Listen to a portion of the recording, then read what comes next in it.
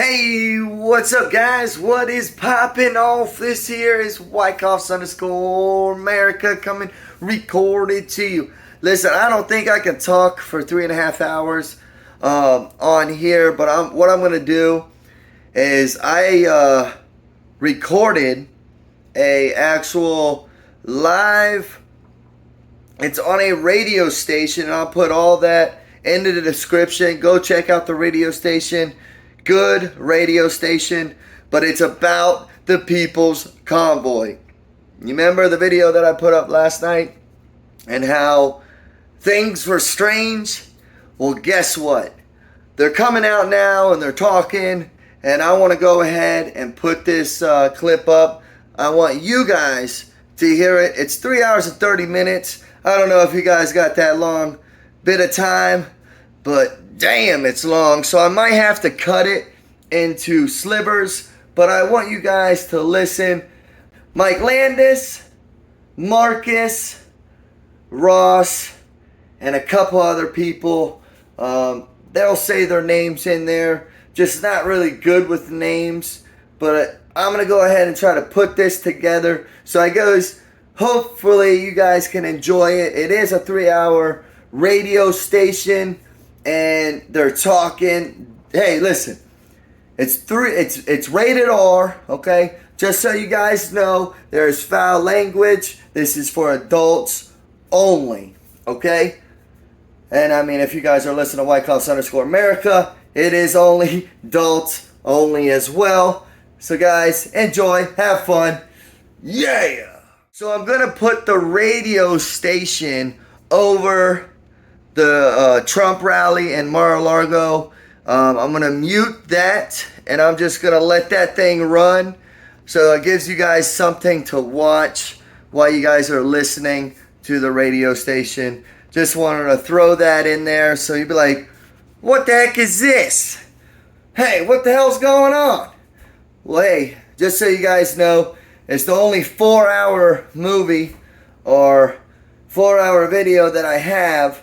So I'm just going to mute it, let the radio station go over it. Hope you guys enjoy. Have fun. Yes, I can hear you. Who's this? Chuck Biddles, also known as Chucky Chop Shop on Facebook. Also known as co-founder of Black Smoke Matters. Also known as that crazy motherfucker that's bad just about fucking enough. I thought you were in an insane asylum. No, I'm out now. No, I'm getting close. I'm getting close.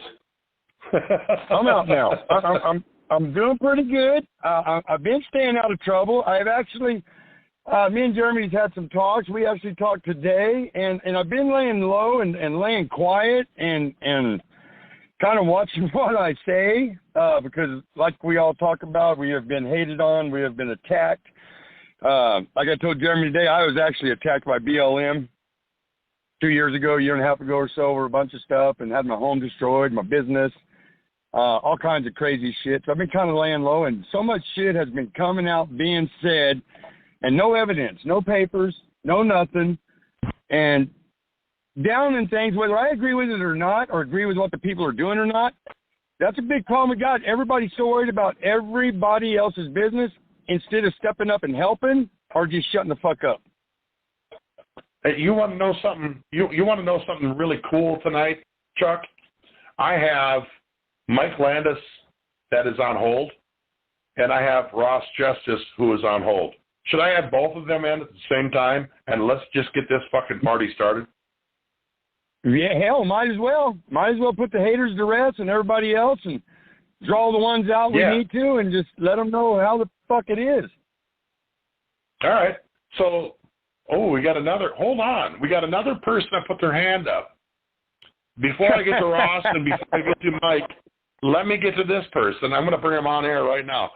And 3946, you are on air. What do you have to add to this conversation? Who's this? I'll wait. I'll wait patiently on Mike and Ross. Who do we have here? This was a surprise guy. This is a surprise guest here. Like you told me to call you about 5 minutes ago. Yes. Okay. You guys are going to like this too. Chuck. Let's just be quiet for 1 second while I bring on Ross. I'm going to add him in right now, and I'm going to also add in Mike Landis right now. Mike was one of the main organizers of the People's Convoy, and you didn't see his name very much. Both Mike and Ross are both live on air now, you guys, just to let you know. And that person we just heard from was also one of the main organizers of the People's Convoy. I just got off the phone with those guys. And what we're going to do now is we're going to speak the truth. We're going to tell you everything that you need to know about the People's Convoy. And these death threats and all this bullshit going on in the background, enough's enough. We've had enough. And now we are going to stand together and we are going to defend each other until our dying breath. And that's my intention. So let's start this off. Ross, are you on, brother? Can you hear me? Yes, sir. Yes, sir. Thanks for having me. I appreciate you coming on. So Ross, he called me the other day and let me know that he has some information about the People's Convoy. Everybody was like, "Oh, yep, I knew that they were stealing from people and blah, blah, blah, blah, blah." In fact, the fact of the matter is the people that you were accusing and ruining their reputations had nothing to do with any wrongdoing. Isn't that right, Ross? That's correct. That's correct. I was wrong about who was behind it all, but I was right that there was some corruption and there were some big players involved that I believe are part of the elite, and you know, really I believe that all this was intentional to ruin the reputations of the the organizers and the trucking advocates that were part of the convoy, and I'd like to clear that up, so that we might be able to get something going in the future. That would be awesome, because I think it's only right to clear up the names of those that were involved, because they made a very huge sacrifice for the American people, and they deserve to have their names cleared. Ross, what did you find out in your opinion? By the way, whatever Ross tells you, this is what he says he found out. I cannot verify this right at this time. I'm not saying that he's lying to you, but I can't mark Jeremy Johnson's stamp on that. You know what I'm saying? Because I know there's a lot of court cases pending right now for defamation of character. And the only reason I thought that it would be a good idea for Ross to come on is because I believe you. I met him down in Hagerstown, and Mike is live on air. If you want to say hello, Mike, you're more than welcome. Yep, appreciate you having me on here. I appreciate you being here, man, and I mean that from the bottom of my heart.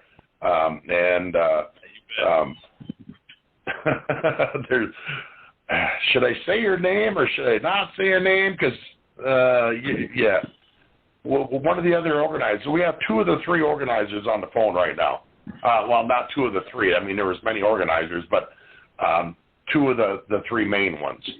The names that have been flown out there, the names that are being persecuted, the names along with mine, Brian Brazzi, Marcus Summers, and Mike Landis.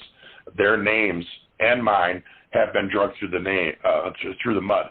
Chris Young and Scott Overmiller. I can assure you tonight we're going to clear that shit up right now. And if we ever hear our names out of any of your fucking mouths again, we're going to prosecute you with an attorney. We're going to sue your ass for defamation of character. I am done. And Chris, when I talked to Chris pre-show, 15 minutes before pre-show, he's like, "Well, don't get upset. No. I've been calm long enough. I'm done." And I told Mike and I told Marcus on the phone earlier. I was on the phone with him 15 minutes ago, 20 minutes ago. I'm done being calm.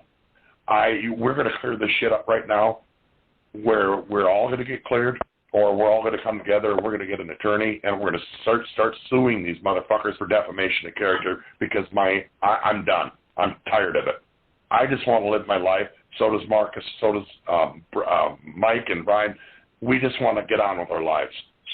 and do what we need to do. And that's what we're going to do. And if you try to interfere with that, I personally am going to seek an attorney, and I'm going to sue each and every one of you, and I'm going to make damn sure that you never live a day in peace for the rest of your fucking miserable lives. Anyway, Ross, what did you find out with the People's Convoy? Well, looking into it, and I have to give the organizers the benefit of the doubt looking into all this, because I pretty much ignored everything that's been going on in the past few months, and some other events brought me back into this, to where I started to look into it, and of course, calling people out to come out and speak the truth. That's how me and Mike got in contact with each other, because I kept calling him out, I kept calling everybody out, because I believe that they need to come out and clear the air, because the people that are involved behind this, the AFLAC group, Christopher Marston, I'm not saying it's their fault that they didn't look into the guy, but who he is tied to and what he's a part of, it isn't for anything, to do with, what the movement was for. I believe that he was put in place by the elite, by the Church of Scientology, to sabotage the end result of the convoy, and at the same time the reputations of everyone involved. Okay. And what do you have? What do you believe that you have on Christopher Marston? So if you look into Christopher Marston, he is actually a member of the board of directors for the Center for Integral Wisdom. This organization is pretty much the same thing as Scientology. It pretty much mirrors it. And the people that are associated with this organization are globalist elite and the left. One of the founders of the organization, Barbara Marx Hubbard, was actually the first lady in the Democratic Party to be nominated for vice president. One of the other founders, Mark Gaffney, this guy has been in the paper and in court for pedophilia. And the organizers being tied to this guy alone can ruin their reputation from anybody trusting them in the future. And as far as what he did with the money, that's not for me to say. I believe that there's more money involved. I believe there's a pump and dump involved with Let's Go Brandon, the Let's Go Brandon crypto, and I believe that Lee Dundas and Christopher Marston, they were all involved in a scheme to make money for themselves and most of all the Church of Scientology. Okay, that's okay. First of all, that is your opinion, and that doesn't necessarily reflect the Disrespected Truckers radio show's opinion. However, it kind of does, because I agree with you. Before we move on, I want you guys all to know that I did add Tony, my right-hand man from the Disrespected Trucker. He's been with me from the very beginning. He is live on air with us also. Tony, would you just just give a quick hi, and you can add into the conversation when you feel like it. Hello, everyone. Hello, everyone. So that's Tony. I do have Mike on here, and let's see who else I have on here. I have Chuck still on here. I still have Marcus on here. Okay. Yes. So we're gonna get deep into this conversation tonight. I told you I'm gonna give you the truth, and I just got done yelling at Marcus and Mike, literally screaming at them, literally, because I'm fucking tired of being attacked, and both of them at the same time said, we didn't know that you're being attacked the way you are. Nobody has any idea what I've gone through for the last 6 months. And I don't have any idea what they've gone through. But tonight, we are going to set the record straight. So based off of what you just said, Ross, about Christopher Marston, I want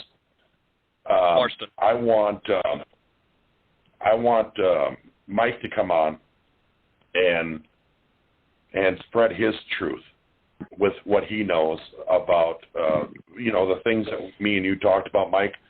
Why don't you just come on air and why don't you just start spreading the truth, because I think it's much needed at this point. Yeah, it's been a I want to say an eye-opening experience here, and talking with Ross, and he's done a lot of research, with, what he told you is just kind of the tip of the iceberg from what he's been doing, and other people that were involved. Some of them even worked for some of these people that have come to us. Some of them got fired since the convoy, it seems, as they're trying to cover things up. But like you said, we're all being attacked at different levels, I'm sure, and in different ways. But there's a lot of false accusations being spread about anybody that had anything to do with it, and it's really, I let a lot roll off my back personally, because I know my truth, and I know I lived it. I was there. These people running their mouths, they watched it through live stream or heard someone, seen a post somewhere, and they think that's the freaking end all be all because they've seen it on social media somewhere. But I don't know what people think we stole, but if you didn't happen to notice how many vehicles were involved and it went across the country 3 times and what the price of diesel fuel alone is, just nothing else there, do some math, really. And, like Ross said, he believes there was more raised than what we've seen. I believe there probably was, too. We don't know that because we didn't do that. Okay? That group he mentioned, we call it AFLAC, and disclaimer, it has nothing to do with actual AFLAC. That's how we remember the freaking letters that are the acronyms for it. They did all that. And they never once let us know, and we got pretty heated with them, what was actually coming in. That ticker on the website was manually updated. It wasn't an automatic ticker. As people donated, it didn't go up. Someone had to actually go in and do it. So we don't know. All we can go off of is the same thing everybody else can actually go off of. And the thing is we're all just normal people. We're truck drivers, for crying out loud. We all know each other, you and me, Jeremy, Marcus, Tony, Chris, through trucking stuff.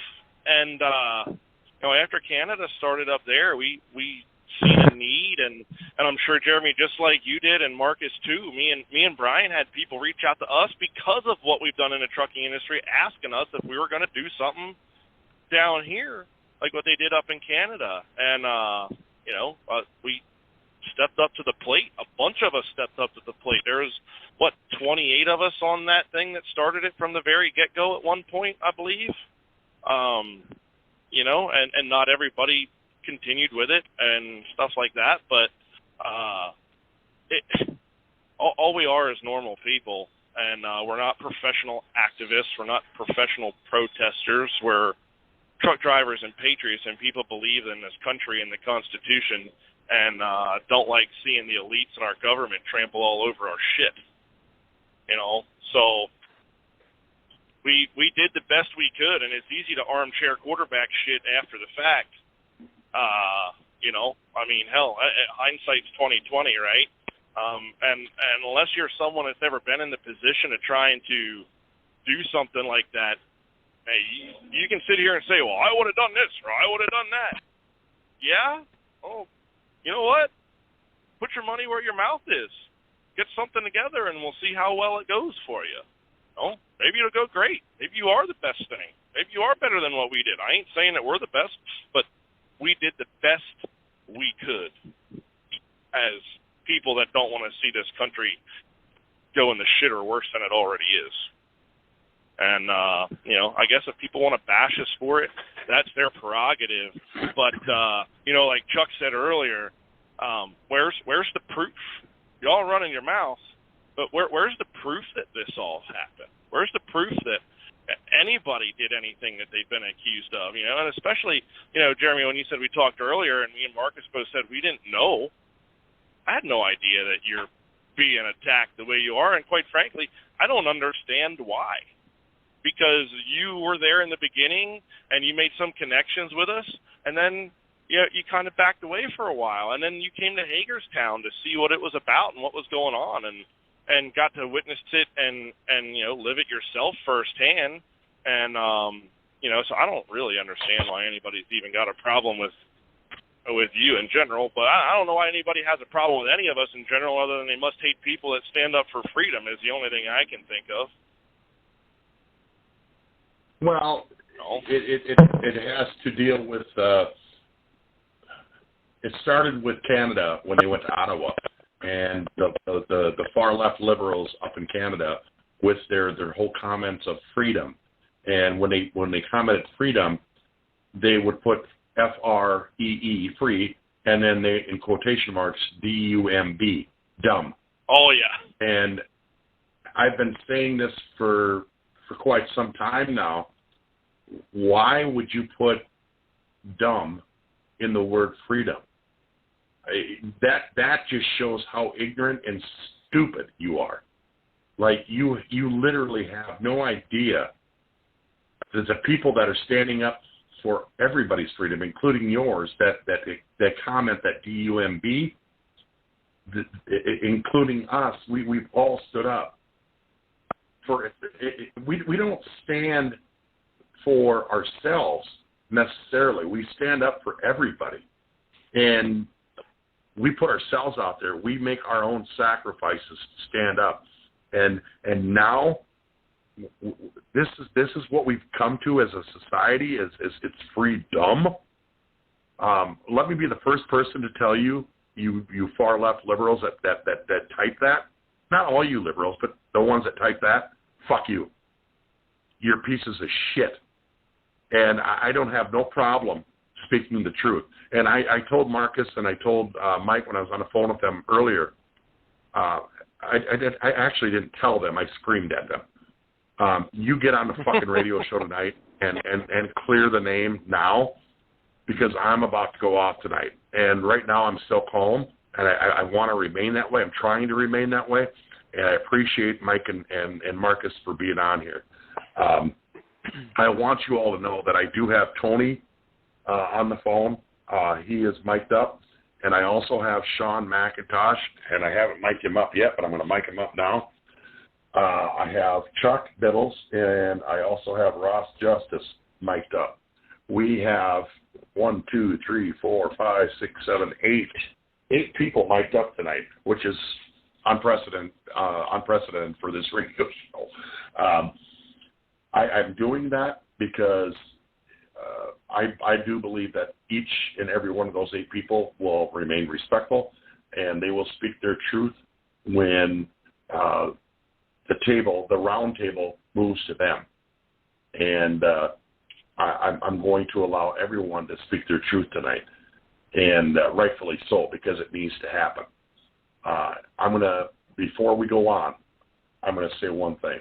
Brian Von D, Brian Henson, you piece of shit, tonight's your night that you fucking fall, because you are a piece of shit. You have accused people of the People's Convoy of doing things that they haven't done because you had a feeling, because you didn't get enough hugs from mommy when you were a baby. You didn't get the attention that you so desired. Well, guess what? Tonight you're going to get your attention. And every single one of these people on the phone call can verify with me and with the audience that Brian Von D, you are in fact a scammer. And I will start this conversation off with Brian Von D has a lawsuit against a trucking company for personal injury accident. Secondly, Brian Von D has he has what's the word I'm looking for? Stalking? Yes, he stalked his ex-girlfriend so badly, so to the point where she almost got fired from her job because he was on a Facebook group under an assumed alias, and he harassed her so bad that she damn near lost her job over it. That's the person Brian Von D is. Brian Von D, I told you a long time ago, don't fuck with me. And now you fucked around, and now you're going to find out. Brian Bondi is a horrible, evil person. So I'm not going to spend any more time on that. And when it gets to your guys' turn to talk, if you want to elaborate on that, you're more than welcome to. And I welcome that because Brian Bondi deserves it right now because he's been one of the biggest instigators of all of this. So I want to go to Marcus. Marcus, you're on the phone. I talked to you a little bit ago with Mike, and what do you have to add to this conversation? Oh man, I could say a lot. I know. Imagine that, me talking. But first of all, I want to say thank you for doing what you're doing, and again, reiterate what you were talking about earlier and what Mike had said as well. Like, we had no idea. I personally had no idea the amount of persecution you were going through. I can only imagine because I feel your pain, and we share that. It's just something that I think is going on right now. But you know, it was an amazing thing to be a part of, and it was an amazing thing to start from the beginning to the end. It was never supposed to be 4 months long. You know, it was never intended to be that sort of that length, that duration of time. You know, I don't know Brian Bondi. I'm aware of who he is, and this stems back from the very beginning stages of the two groups merging. Before it was called the People's Convoy, and it was, you know, the group that I was with, and then the group that you and Mike and Brian Brazzi were with. So, you know, I do know that we had reached out to him, and he blatantly turned us down. We had reached out, try to work with him and come together and unite, and he just didn't want to have anything to do with it. Other than that, I don't know him. I've heard a lot about him. I've seen him, and but as far as my personal, knowledge of him, that's about as far as it goes. And then he resigned. You know, he eventually resigned after I guess he got under pressure, and he resigned, and so we were able to carry on with the two groups merging together. And I talked with Brian and, explained to him, hey, can we unite together as one and build our foundation, build on that as rolling across the country, uniting the country together? It'd be a heck of a good foundation to build on. And so, he talked with the rest of them, and we had our conference call, the four of you and the four of us, and we had our agreements that we would merge, we would work together and unite as one, and we changed the name. You and Mike, I think, were integral in the name, in coming up with that particular name, and we liked it, and we agreed on it, and we moved forward from there. We both changed our names to the People's Convoy, and after that, it ensued, and so there's a lot of things I could talk about. I mean, many things I could talk about, but I don't know how much time you're giving me, and I don't want to take away from the others. And I'm sure I'll probably have another chance to talk as well. But it was an interesting thing. It was an amazing thing to be a part of. And I remember talking to Brian, telling Brian prior to him joining your group. I remember saying how important it was. And I felt the importance of going to the states and convoying to the states instead of doing a national convoy. I felt like it was more important to convoy to the states. And I know you guys that know me, I've always been a huge advocate of fighting in the states, working at a state level, especially after being involved with with USTA and working in at a federal level for fighting over over regulation in the trucking industry. And so that really made me aware of how important it was to work at a state level. But I mentioned that to Brian Brazzi early on, and saying, don't you think we should just do that? Of course, he was like, nah, that's stupid, or whatever. It was kind of, just, we need to do a national convoy. And so I mentioned the same thing to Chris Young, and we actually found that in her text, in her messages, where I sent that in December or early January. Anyhow, so that was interesting little tidbit there of, you know, me thinking that going to the state, convoying to the state, each state capital would be a good idea. But nevertheless, here we are. We've been able to come together and work together and unite and join and, you know, create the People's Convoy. And what an amazing thing to be a part of and share it with everybody that was involved. Yeah, it truly was amazing, Marcus, and I'm so happy that you and Mike decided to join us on this conversation tonight, live, uncensored, where you guys are free to speak any which way you want. I want to touch on something while I have Tony on, and we're going to talk about Brian Von D. And Brian Von D, he asked for this fame, and now we're going to give it to him.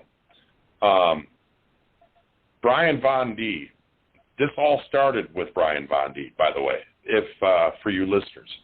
I did a slow roll up in Fargo, North Dakota, up to Pembina, North Dakota.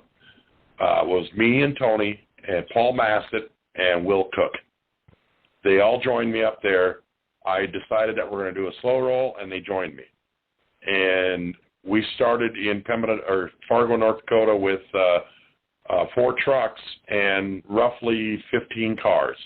By the time we got up to Pembina, because we stopped in somewhere in between there, Grand Forks, North Dakota, I believe. Yeah. Grand Forks. We gained another, Grand Forks. We gained another, 4 or 5 trucks and 20, 30 vehicles. By the time we got up to Pembina, what started with a group of roughly 30, 40 people doubled at least. We all slow rolled up there in shitty weather, by the way. Bad. The roads they sucked. We got up to Pembina, North Dakota, and we were doing that in support of our Canadian and our American friends that weren't able to see family members during the pandemic's lockdowns, where some of them haven't seen their family members for over 2 years, which is fucking ridiculous. This government and Canadians' government, they're tyrants. That's what I stand behind that firmly. Anyway, we went up there together, and with our signs and our flags. I had an American flag and a Canadian flag flying under my truck. A lot of the people, you know, this is how the People's Convoy started, ladies and gentlemen, by the way.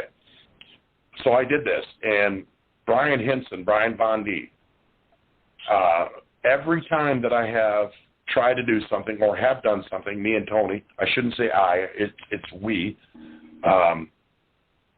Tony is an instrumental part of the Disrespected Trucker.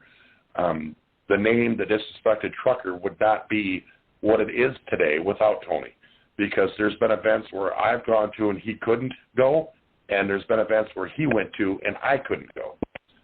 That's how big of influence that Tony has on the Disrespected Trucker name.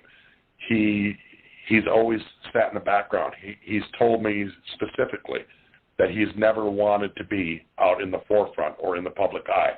And tonight, he really did not want to come on this radio show. I talked to him earlier on today and convinced him that he needs to tonight, mainly because I got you, all of you guys on here tonight, because tonight we're going to speak the truth. Jeremy? And Jeremy? Yes. Marcus here. Can I add one thing about Tony quick? Absolutely. Hey, Tony. What's up, buddy? He's the reason that Chris Young was brought into the as a lead organizer. He mentioned, hey, how about we bring Chris Young into this, and she can, kind of be as a secretary and all that.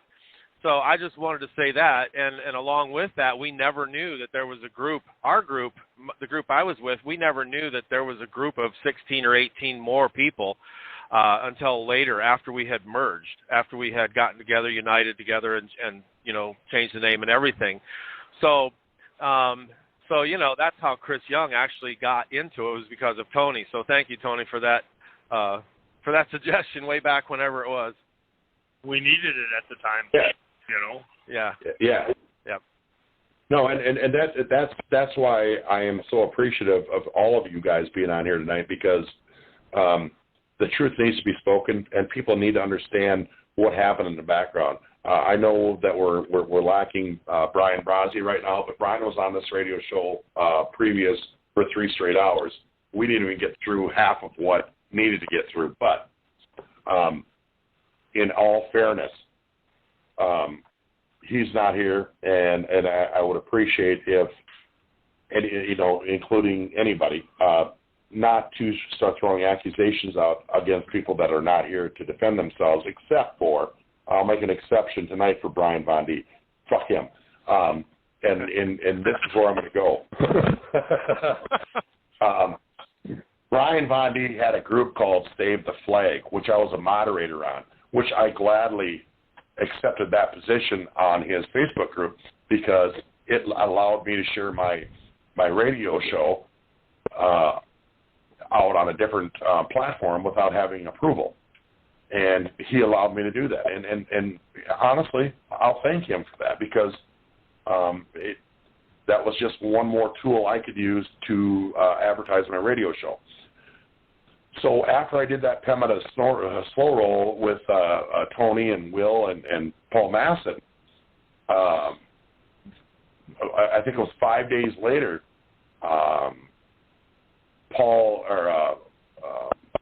Brian Von D contacted me and said, "Hey, we should start something like that. What's going on in Ottawa down here?" And Tony can attest to this. I said, I want to give our Canadian friends respect and not take away from what they're trying to do. So I don't think that's a good idea. And that very night, he changed the name from Save the Flag to Convoy to DC 2022. And I woke up in the morning and I had 14,000 notifications. That's how quickly it grew. And I woke up and I'm like, what the fuck is going on here? And I looked at my phone. Yeah, he changed the name. And we were thrust into this movement, like, right now. And I'm like, oh, well, there's no choice. I have no choice. Nobody has any choice. At this point, we have to go with it because he already changed his name. I called Brian right away, and I said, Brian, what the fuck, Brian Bondi, what the fuck are you thinking? Hey, we gotta act when we can, and blah, blah, blah, blah, blah. Brian, let me, for the record, Brian is not a thinker, Brian Bondi. He's not an intellectual. He's a moron. That's what he is. But we went with it. And you know what? It makes me just as big as a moron for going along with a moron. I should have held my ground, but I didn't. But anyway, it doesn't matter. We went with it. In the very beginning of the People's Convoy, before it was the People's Convoy, before Marcus's group got involved, and Cam and all the Cam was a scam artist too, by the way. But in the beginning, we went with it. We went with it, and Brian Von D. And let me have Tony take over this conversation without me leading Tony, or I want Tony to speak the truth without me leading the truth. Tony, from the very beginning with Brian Von D, how did you feel? I wasn't comfortable with what he wanted to do. He was worried about financing the convoy and setting up financing. That's all he focused on. We were on a phone call the day that the first time we contacted or had contact with Lee Dundas, and it was supposed to be you and Brian Brazzi talking to her. And while we were on the phone, I got a call from my house. It was my grandson. He said, "Hey, Grandpa, some lady from New York called you. She wanted to talk to you." I said, "Well, who was it?" "I don't know." I gave her your number. Well, right away she called, and it was Stephanie from the Hannity show. and she wanted to do an interview with us or with me, and I said I don't put my face out there, my picture out or nothing, and I said, but I can get you in contact with somebody. So I got back on the phone with Ryan Von D and Jeremy and Brian Brazzi. I said, you ain't going to believe this shit. We just got contacted by Fox News. They want us on the Hannity show tonight. I got to let them know by 3 o'clock. And first thing Brian Von D said was, the only person doing any interviews is me, and we're not giving any interviews to the media until after the convoy's over. And this was in the very beginning stages. And I said, well, this ain't the Brian Henson show or the Brian Von D show. We've been trying to get national media coverage for our trucking stuff forever, and now they're coming to us. Somebody needs to talk to this lady. And we decided that it was going to be Brian Brazzi that would talk to her that night, or the Hannity show. Me and Jeremy contacted Lee Dundas and had a conference call with her and Marie, whatever her name was. And that's how we got involved with them, not knowing that they were already talking to Marcus and his group at the same time. They were looking for somebody to spearhead something to fall on the Canadian protest. From the beginning, that was a big concern of ours, was getting the date set to gold. We didn't want to take Canada's thunder, but we didn't want to wait until they fell apart and then try to do something. You know, we had worldwide support at the time, and that's how we ran with it. And then we ended up merging, and Brian left the group and tried playing the groups, you know, telling us that there were some of us that were just wanted to do, all we cared about was finances. We were trying to line our pockets. He said that from the very beginning. When it turned out that that's what he was doing, and his accounting firm and all that was his girlfriend's accounting firm. So that threw a big red flag up for me. You know, I didn't trust the guy at all. And I actually have a recorded conversation that I recorded with Brian Bondi that I told him that I was recording, and he told me that he was recording me and Tony, because Tony was on that conversation, where he admitted that he in fact was trying to get his girlfriend's accounting firm, the CNA firm, to start a GoFundMe. And I asked him why with his girlfriend's accounting firm. And his exact words were, because I know how they do, whatever the fuck that means. Brian Bondi he's a scammer. He looks for the easy money. He always has, and that's what he always is. But I'm glad that you shared that part of the story, Tony, because like I asked you earlier today when I talked to you, tonight is the night that we all, Mike, Marcus, me, you, everybody that's on the phone right now that are mic'd up, it's time to share the truth. Well, we're minus Brian and we're minus Chris Young and Scott Overmiller, which I'm trying to clear everybody's name so we and all Rebecca. quit being Rebecca. fat. Go ahead. Rebecca as well. yeah. And Rebecca, yes. Yes, absolutely. I met Rebecca down in Hagerstown also. The people that were involved. What's that? The whole thing is, everybody that was involved in the grassroots beginning of this,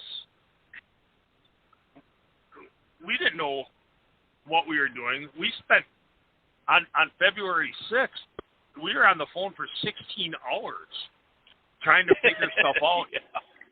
And it was ridiculous. And when we, you know, there was a bunch of confusion about dates because news from Lee Dundas, you know, they were running with stuff on their side.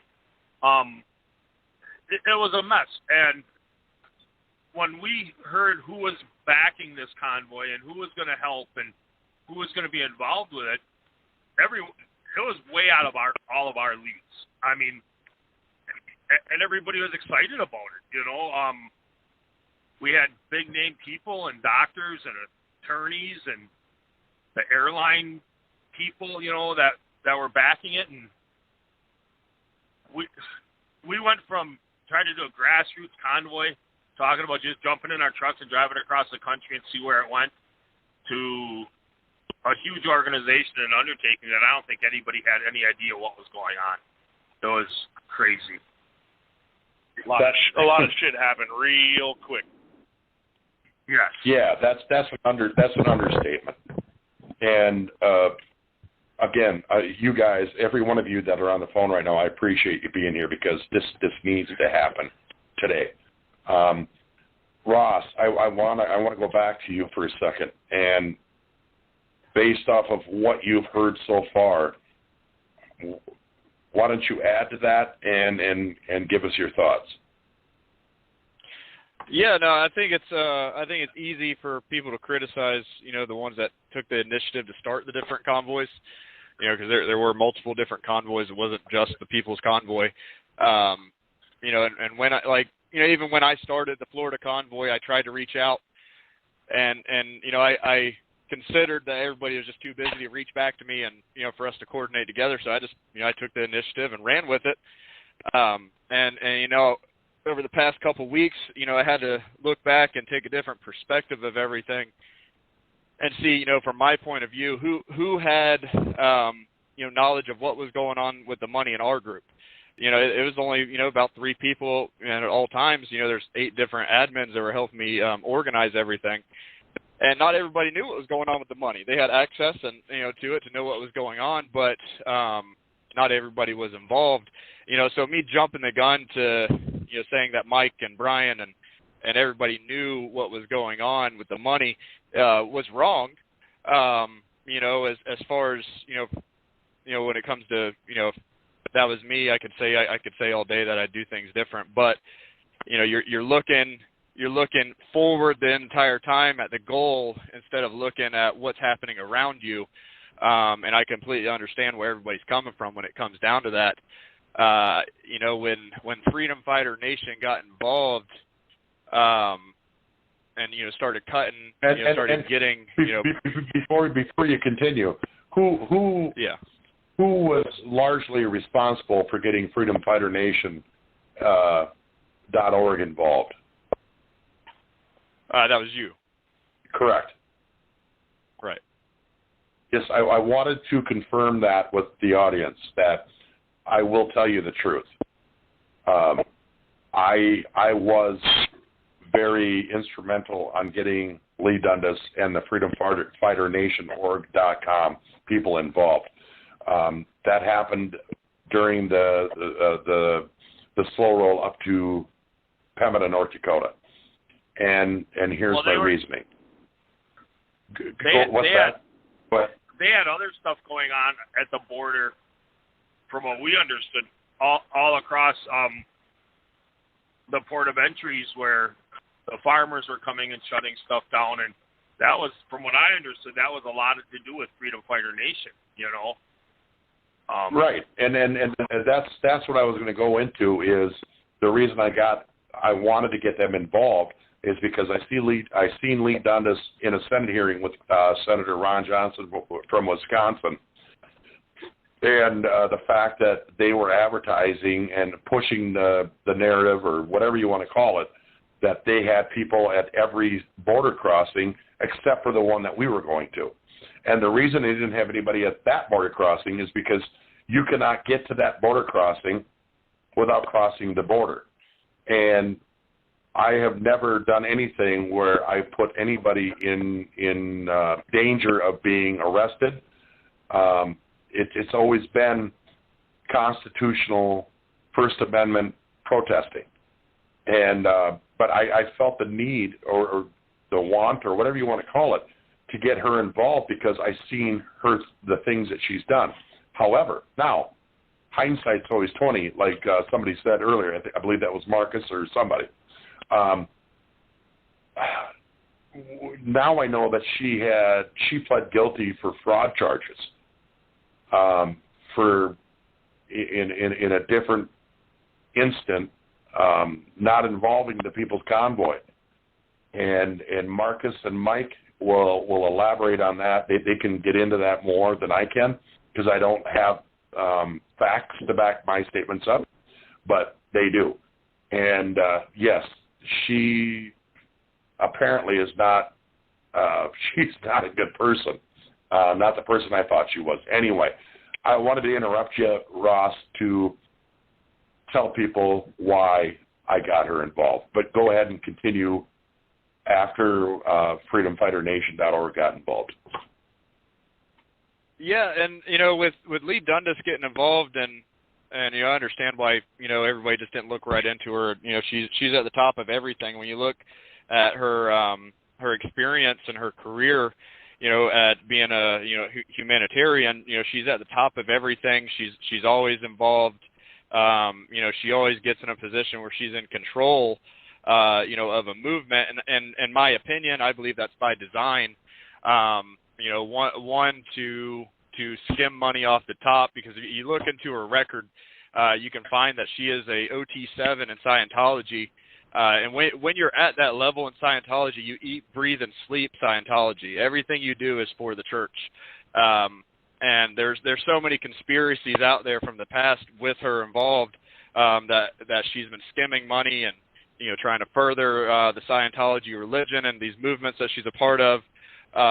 That it really seems like that's why she's doing it. It's a it's a grift, or whatever you want to call it. It's a hustle for for the Church of Scientology, in my opinion.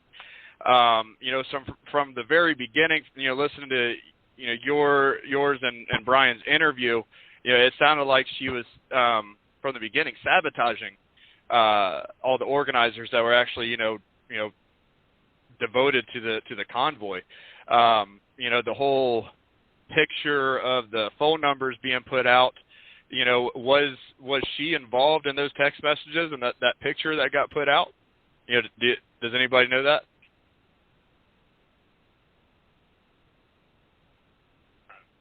I don't know. I don't think any of us do. What the of the phone numbers, the mole that was there was a established. picture of a list of everyone's phone number with their name next to it that was put out at some point. I know that. I didn't know that. Yeah, it was put on. And that's what Brian said that was the reason that they started cutting people out, is because the Freedom Fighter Nation came in and said, nope, you can't. You got a mole. You need to take care of it. Let's cut people out of this and basically bring it down to Brian, and then somehow which Brian? Others got involved. Brian Brazzi. Okay. Let me just add something here. Oh. Let me just add something here. Wow. Yeah, you guys, I think we're all going to find out a lot tonight, and we're all going to be surprised, and maybe not. I don't know. Let me just add something. Approximately a week before our names and our numbers got, not even a week, it was like a day, they got leaked. I had a phone conversation with Maureen privately. The only person that heard that was my girlfriend. She was on, I had her on speakerphone. That was right around the time that me and Chris Young and Scott had that blow up. Things were crazy. There was a lot of shit going on. And Maureen, we were going to have the second Zoom call. Remember the first Zoom call, ladies and gentlemen, and all of you guys on the line. We had a Zoom call with Dr. Robert Malone. We had and numerous other people that are way more important than we will ever be. Shortly after that, we're going to have a second Zoom call, and Maureen called me and said, you need to cut that number down from, I believe it was 18 people that we had in the background, whatever. It doesn't matter what the number was, but we need to cut that down to 1 to 3 people. And I called Maureen and I said, here's the deal, Maureen. It's either all of us or it's none of us. And she goes, they're not going to like that. And I said, I don't give a fuck what they like. I'm telling you, it's either all of us or none of us. And she goes, well, I'll bring it back to the people. And we hung up the phone, and it was the very next day that our names got leaked, our numbers got leaked, and I was out. The very next day. They used us, and they played us, in my opinion. Anyway, I wanted to throw that in there because there's some things throughout this story that you guys don't know about because you weren't involved in the conversation. I was, and if any of you have stories similar to mine, I want you to jump in and interrupt whoever's talking, and we need to get the truth out there, basically. So, but I'm sorry, Ross. Go ahead and continue. Well, no, Ross, I'm almost to the end. Oh, sorry. Go ahead. If I may just interject what you just said, Jeremy, here's my thing to Ross about Lee. I straight up ask her, right in her face. I'll say it to her face, and I did. Are you a Scientologist? And she goes, are you kidding me? She goes, we go to the Crystal Cathedral. That's the church we go to. And I said, oh, okay, I've been there. I was at the Crystal Cathedral, John Schuler, Robert Schuler, whatever. And she just went on to say something about her husband and all the stuff that came out was from her husband attending a meeting somewhere that he didn't know there was something tied in with Scientology and all that. And we left it at that. That was early on. That was early on. I asked her that question, and we left it at that. Nothing more was said about it because we were in question about that early on. But I straight up asked her that, and that was her answer. So I just wanted to interject that. Go ahead, Ross. Sorry. Okay. Yeah, I mean, I think really, once Lee Dundas got involved, she got everybody cut out that she needed. She convinced, I know we're not trying to talk about everybody else because they're not here, but she convinced Brian on this Puerto Rico trip where he convinced, I could say that, I guess, convinced Mike, and they went to Puerto Rico. And I know a lot of the other organizers that were cut out right before Puerto Rico weren't happy about that. And what happened in Puerto Rico and who they met with, I think is very important, to this puzzle. So I don't know if Mike wants to take over, on the trip to Puerto Rico and what happened there, or Marcus. Yeah, well, so I don't even know how the whole Puerto Rico thing came about. Brian was reached out to about that, and from my understanding, and like Jeremy said, he's not here, but I know he wasn't gonna go because it was Valentine's weekend, and him and Kayla had already had plans to go away. And it's like, she's gonna kill me if I come down there. So they offered to have her come along also. Now, I didn't know about this right away. Brian kind of kept it to himself. And one day he calls me. He's on his way out to Salt Lake City in the truck. And he calls me and he's like, says something about it. I'm like, what? Like, if this is starting to sound a little like, listen, we all knew from the get-go when this thing blew up, because at that point, my social media had already disappeared. Like, I was sitting on the shitter at a Love's truck stop in Florida one night, flipping through my Facebook, and it just disappeared off my phone. And I had just posted something 20 minutes before that, a TikTok that I made about doing the convoy to see what kind of response it would get. And my Instagram and my Facebook gone. And just so happened, Jeremy, if you remember, we were going to be on Fox and Friends the next morning.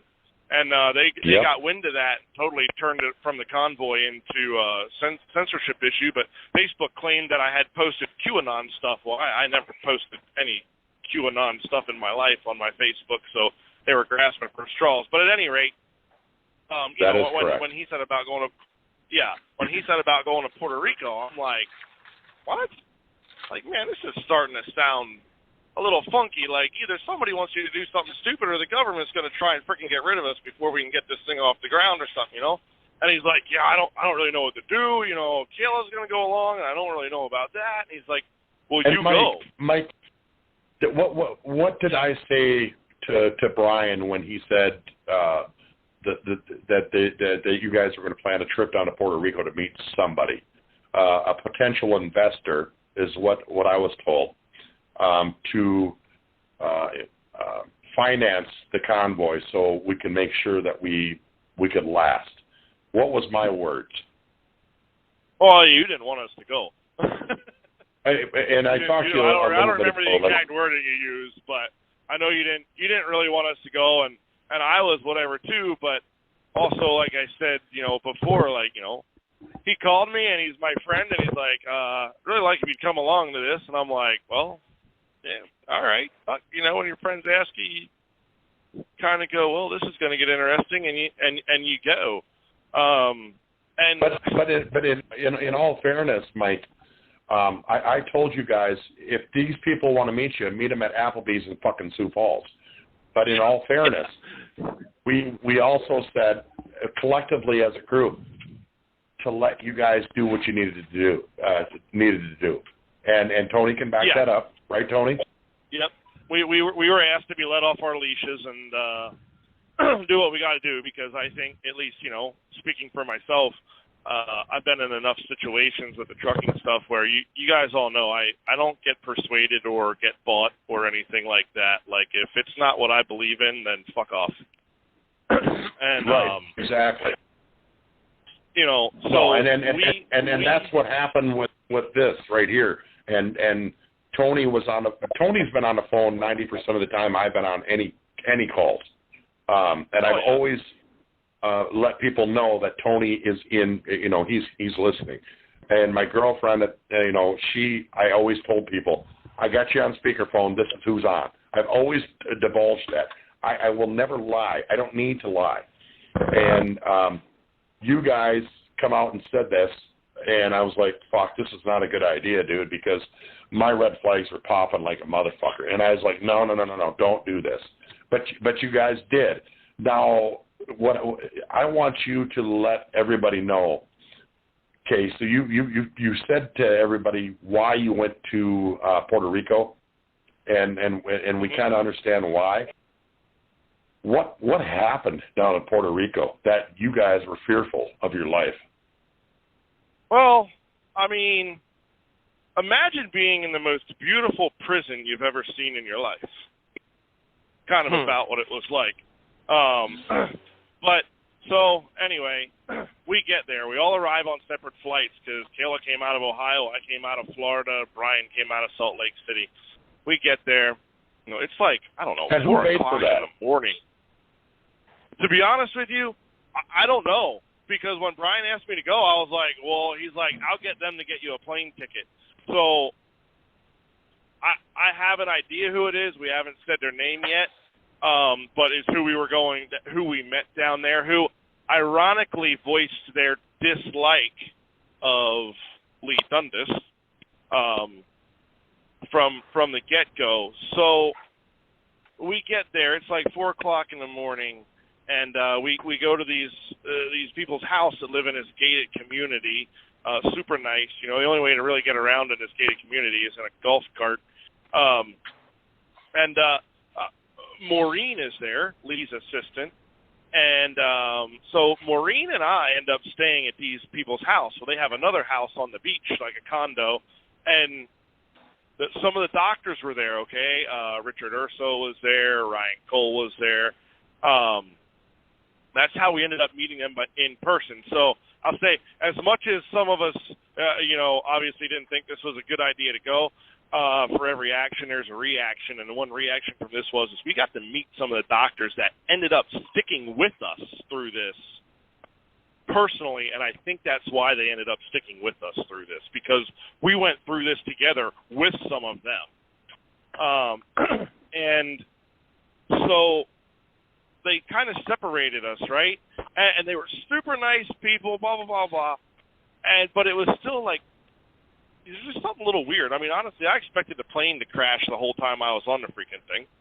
So we get down there, and the next morning we get up, they get us breakfast, they golf cart us down to the condo where Brian and the doctors and stuff are, and we meet this fella named James Heckman. And I'm assuming this is who flew us down there, would be my guess. I don't know, but he wanted to meet us. I'm assuming he's the one that reached out to Brian originally, and I'm going to guess that's because, as you guys said, he was on the Hannity show. He was already out there in mainstream talking about doing this, right?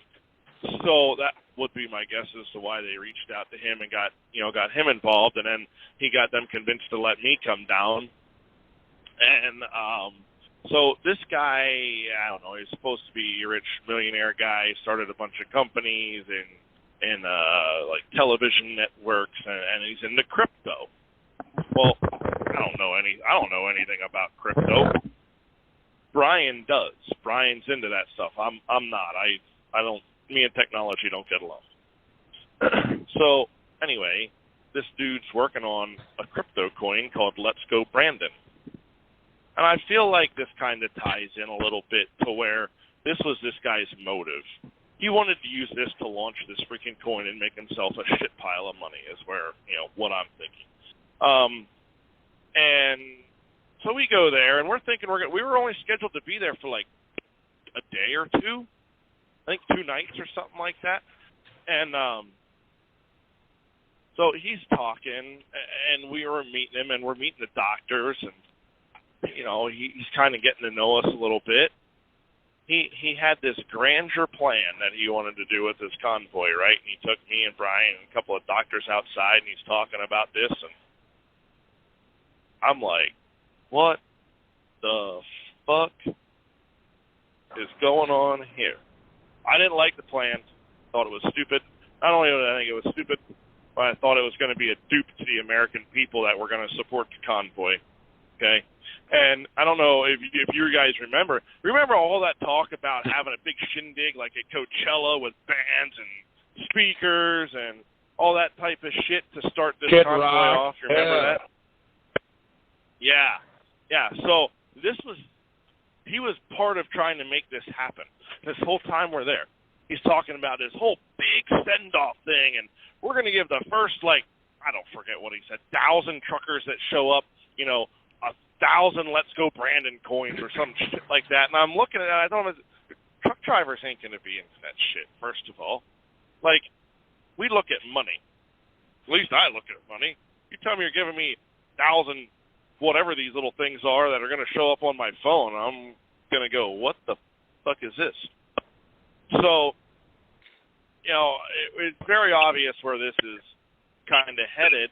And then he has this plan of, we're going to have this big thing in Coachella, we'll get this big send-off thing. He goes, and in the middle of the night, we're never going to go to D.C.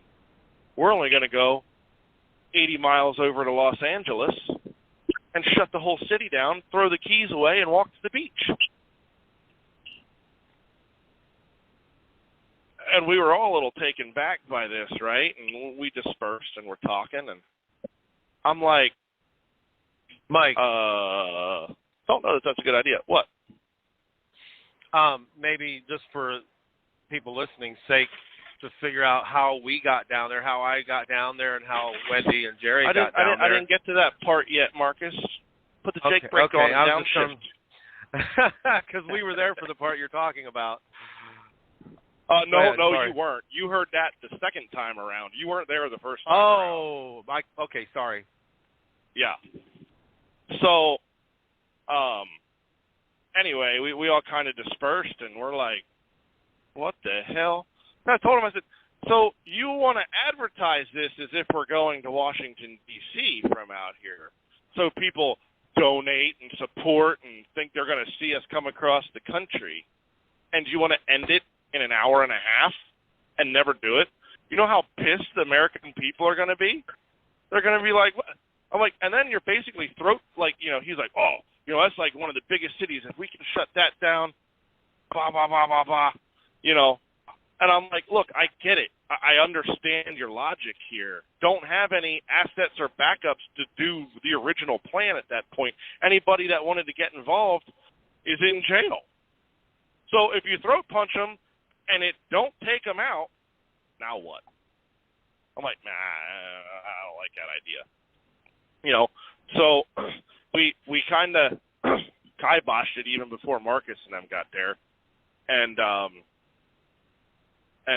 then because the doctors weren't into it, me and Brian weren't really into it, and it kind of defeated the whole purpose to me of the convoy, because to me, this convoy was supposed to bring the people together as we go across the country. That's why you're starting it in the West Coast and going to the East Coast. And so we're listening to this, and we kind of disperse, and we're talking about it. Then we started to notice, randomly leave, and he'd randomly show back up. And whatever we had talked about amongst ourselves while he was gone, he just starts bringing up in conversation. And we're like, wait a minute. Why is this happening to where whatever we talk about randomly comes up from him first, not us bringing it up in conversation when he shows back up? So we came to the conclusion that his house was probably bugged, and they're listening to everything we're saying and doing. And that was Peter Schiff's house, right? Peter Schiff.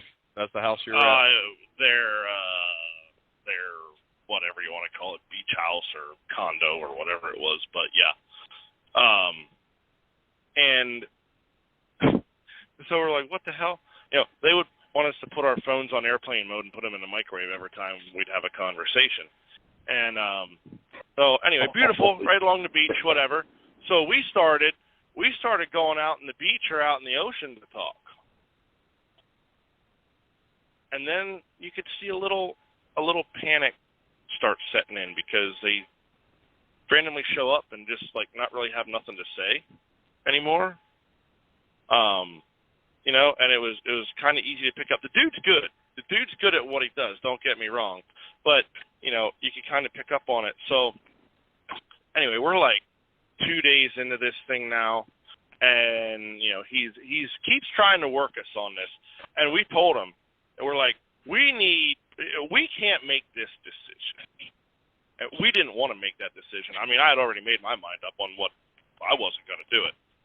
But, he keeps trying different angles, trying different things. He's like, oh, we're going to have these people over. We're going over here for a dinner. We were over at the other house one night for dinner, and they kind of got me and Brian separated. And this guy took Brian into the room, and he's talking to him without me, and you could tell they didn't want me in there. I don't know that he liked me a whole lot, because I don't really keep my mouth shut about shit I don't like, and I pretty much told him I thought he was a fucking idiot for wanting to do what he did. But wait a minute, is your name Mike Landis or is it Jeremy Johnson? I'm just just for clarification. So we told him, we're like, we need more of our people here. We need people from, we're just, for all intents and purposes, me and Brian, we're two white guys here, right? We have friends. We could probably get, because they were worried about numbers. What kind of numbers can you get? So that's when we brought down Wendy, Jerry, Marcus came down, and Dan, Kayla's dad, actually ended up coming down. Alan Kelly was supposed to, but he had COVID. And so we bring them down, and then he runs through the spiel again, which is where, Marcus said, we heard it. And they're still trying to do, regardless of what we do, he's kind of accepted the fact that we're not going to do his little plan to L.A., but they still wanted to do this huge send-off thing in Coachella and yada, yada, yada. The problem is, if you remember at that point, Canada was starting to get a little heated up there in Ottawa. Yeah, they were starting to put some pressure on everybody up there. Yeah, they started bringing in reinforcements and started getting a little violent with peaceful protesters. Right. And we're down there, and they're talking about, oh, this is going to be a month from now. And basically, I'm like, dude, we don't have that kind of time. We wanted to give Canada time, like you said. We didn't want to take away from what they were doing. But at the same time, we had to get this shit together, because we were doing it in support of them, in support of everything, and with them, basically, right? But I told him, if we don't get this going and Canada falls before we get this going, we just lost it. I'm like, we don't have that kind of time. And, you know, we're sitting in there and basically, you know, we filled the other people that came down in on what was going on. And the doctors at this point basically pledged to us, like, look, we like you guys. We like what you're doing. We will work with you for this convoy, but we don't like what's going on here either. And they didn't. Hey, Mike. Mike, I just got a text message, and I'm not gonna say from who. Here's what the text message says. Razi gave Heckman the password to thepeoplesconvoy.org. Heckman did the entire website on that coin, not the convoy or trucks. I have the screenshots of the website. I called Razi immediately and told him he changed the password right away, and I told him to get everybody out of there right away. Actually, I kind of forgot that little tidbit right there, but that's true. Forgot that so too. he was supposed to have his people build our website, and Brian had already bought the domain for the .org, right? So we gave it to him, and it was, we're working on it. Then someone seen it, and it was literally all about this dude's Let's Go Brandon coin, and Brazi kind of flipped out on the dude, like, yo, what is this shit? Like, get rid of it and get rid of it now. Like, that was me. I typed it in to check it out to see if it was legit, and it was LGB. Yeah. I completely forgot about that. Yep. That's what I mean. There's so much that happened with this, and little tidbits like that just kind of show it. So, we go back to this, and we're all there, and basically, at this point, we just kind of wanted to push this dude a little bit, and that's when we're sitting around a table, and he's explaining to the rest of them what he wants to do. So we told Marcus to shoot him a number just to see what he says, because he kept wanting to do this crypto shit. So Marcus is writing numbers down and showing them to Wendy, and she'd shake her head, and he'd write another number down, and finally, you know, she was nodding her head, yes, and every time he kept talking, I'd put a higher number because I felt he was full of shit. I'm like, I'm gonna call this guy out. I'm done with him. I'm done. So we found out. Or we're told, and I can't corroborate this, but we were told this dude was very wealthy, but was apparently broke or going broke. By the way, so guys, he's obviously Mike trying to make money. And Marcus and both of you, Wendy is in contact with me right now, and she's nodding her head in approval. So she's listening. Bring her in. So, Wendy, if I know you're listening, if you want to call in, you're more than welcome. The phone number is 516-387-1733. Again, if you don't have a pen and a piece of paper, it's 516-387-1733. I will text you that phone number. If you want to call in and join the conversation, I will most definitely add you into the conversation. Tonight, ladies and gentlemen, for the first hour and a half of this show, we are doing nothing but speaking the truth. And tonight we're going to silence people like Brian Bondi and anybody else that think they know more than the people that were actually involved. And that's why I felt it necessary to have everybody on, Ross Justice, Marcus and Brian, or Marcus and Mike, to speak their side of what really happened. That way you get the truth straight out of their mouth. We had Brian on already for almost nearly 3 hours. And tonight we are going to finish this show we have an hour and a half left, and if that's what it takes, spectacular. It's important not only to me, but to Brian, Mike, and everybody else that was involved that made a sacrifice to get this thing off the ground. That lasted 87 days. Mike and Marcus and Brian, they don't deserve your criticism. They deserve your praises.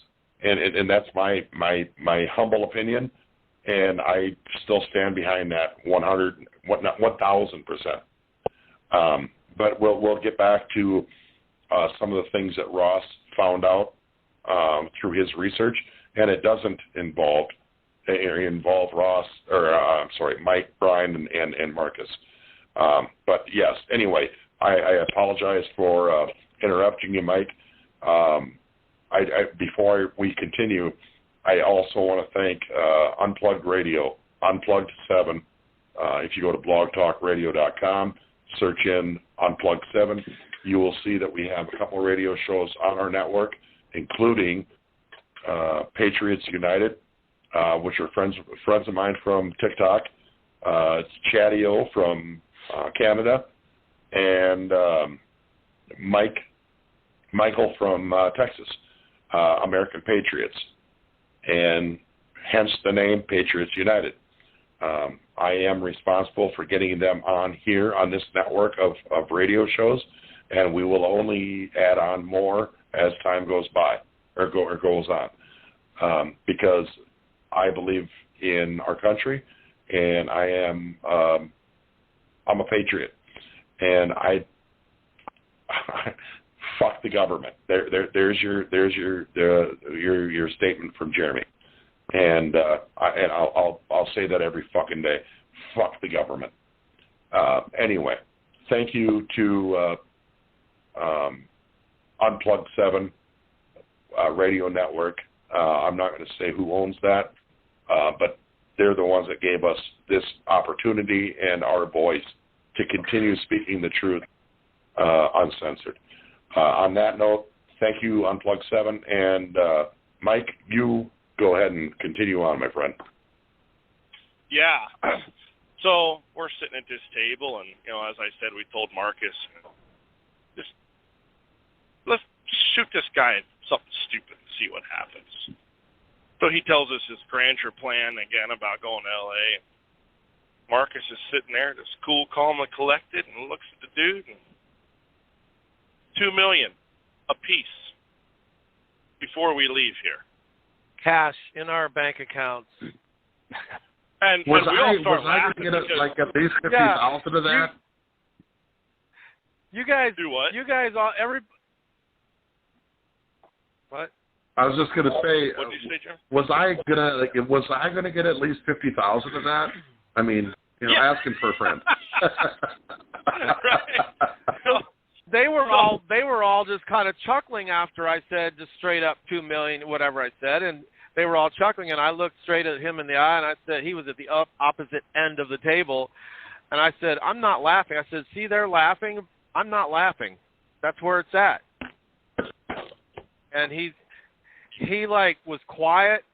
He closed whatever he had open. He says, well, I think that's a bit unreasonable. And the meeting was adjourned immediately. Done. Well, okay, so I mean, let me just interrupt you one more it. time. And this, I promise you I won't interrupt you anymore. Marcus, can we go back to that table and renegotiate for $1 million apiece, and then you give each of you give $500,000 to Brian Bondi, so he'd shut his big, fat, ugly fucking mouth. Would you be able to do that? My answer to that is, if somebody is spewing the untruth, nobody should get paid or rewarded for speaking lies or misinformation. I just had to make a point that Brian Bondi is there's other ways. Anyway, there's other ways of dealing with that. Yeah, and oftentimes silence can be golden as well, But go ahead, Mike. Yeah. So anyway, I mean, let's be honest. In all reality, $2 million is not that much money, and it just that was never going to happen. We were calling his bluff, right? He wanted to do this. Yeah, he wanted to do this with crypto.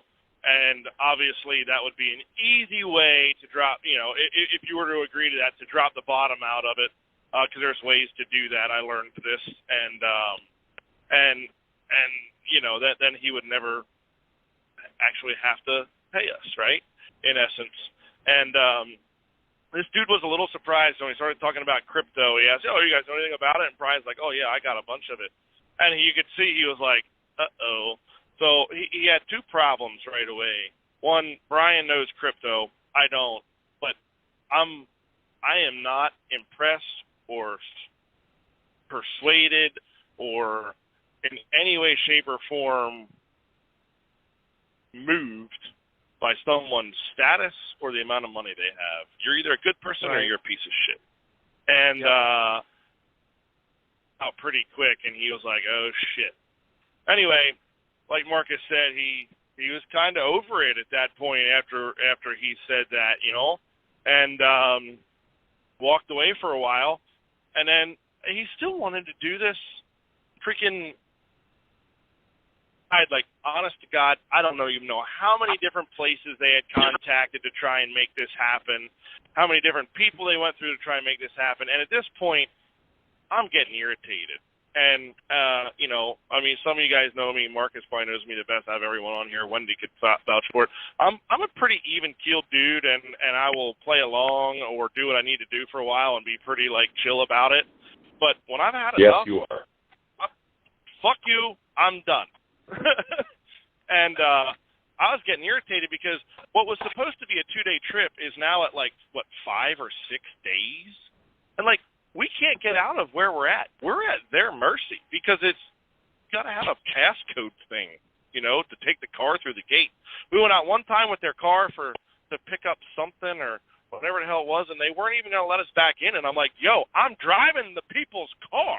I'm not stealing it. If I did, I'm returning it. You know? Hey, by the anyway. way, in case you didn't know, Mike or Marcus or anybody that's listening, Brian Von D is a piece of shit. Anyway, carry on. This message is brought to you by. Brought to you by. Yeah. So he comes back and he's still on this kick of this freaking Coachella thing, and him and Brazzi are in the one room talking about this. And I'm listening to this conversation, and I'm like, at this point, I feel like they're just trying to keep us here. They're purposely stalling, you know what I mean? You can't tell me you got this type of status and clout, and you're not making shit happen. Sorry, I'm not buying it. So I walked into the room, and I grabbed the Brian.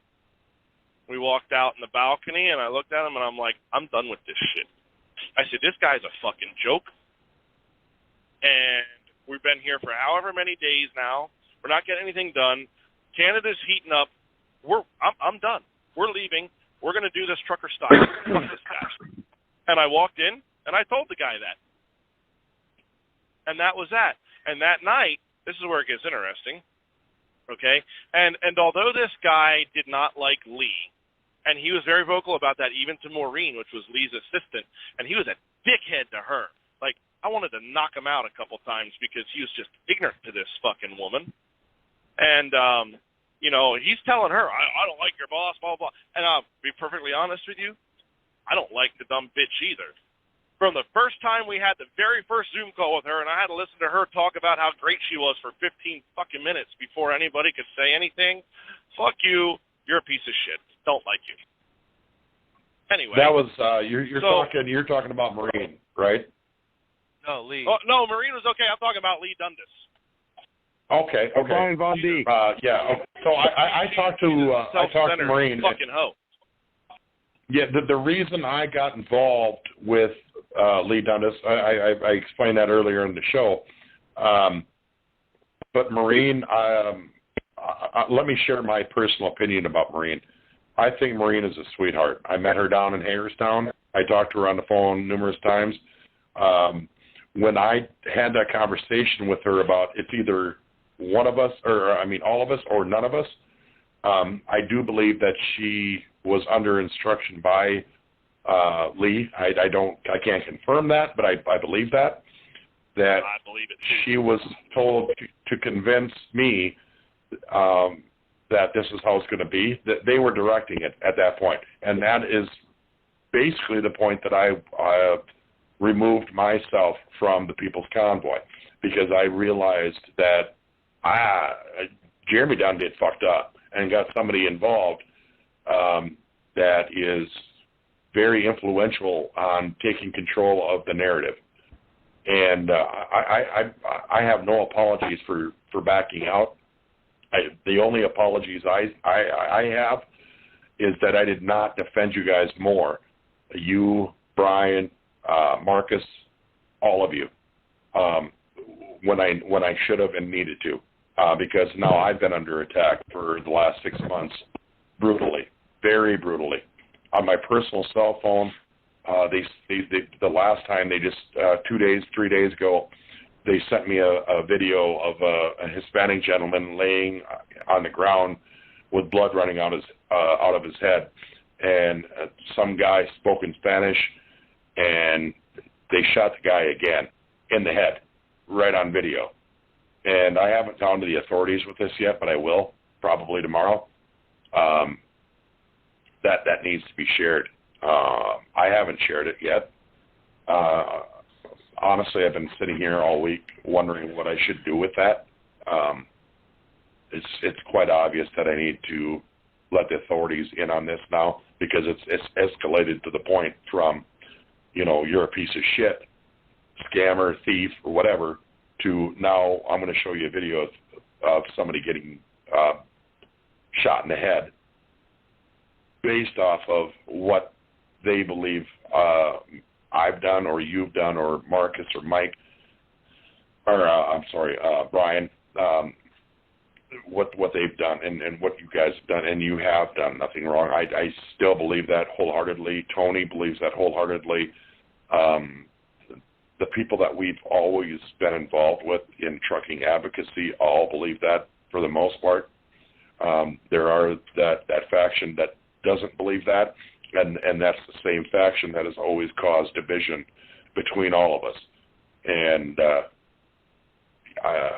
boy, do I want to say, no, I ain't going to say their names, because I don't need that shitstorm right now. No, but them two are yes. pieces of shit, too. Yeah. Well, no, I'll say one name. I will say one name, and his name is Charles Claiborne.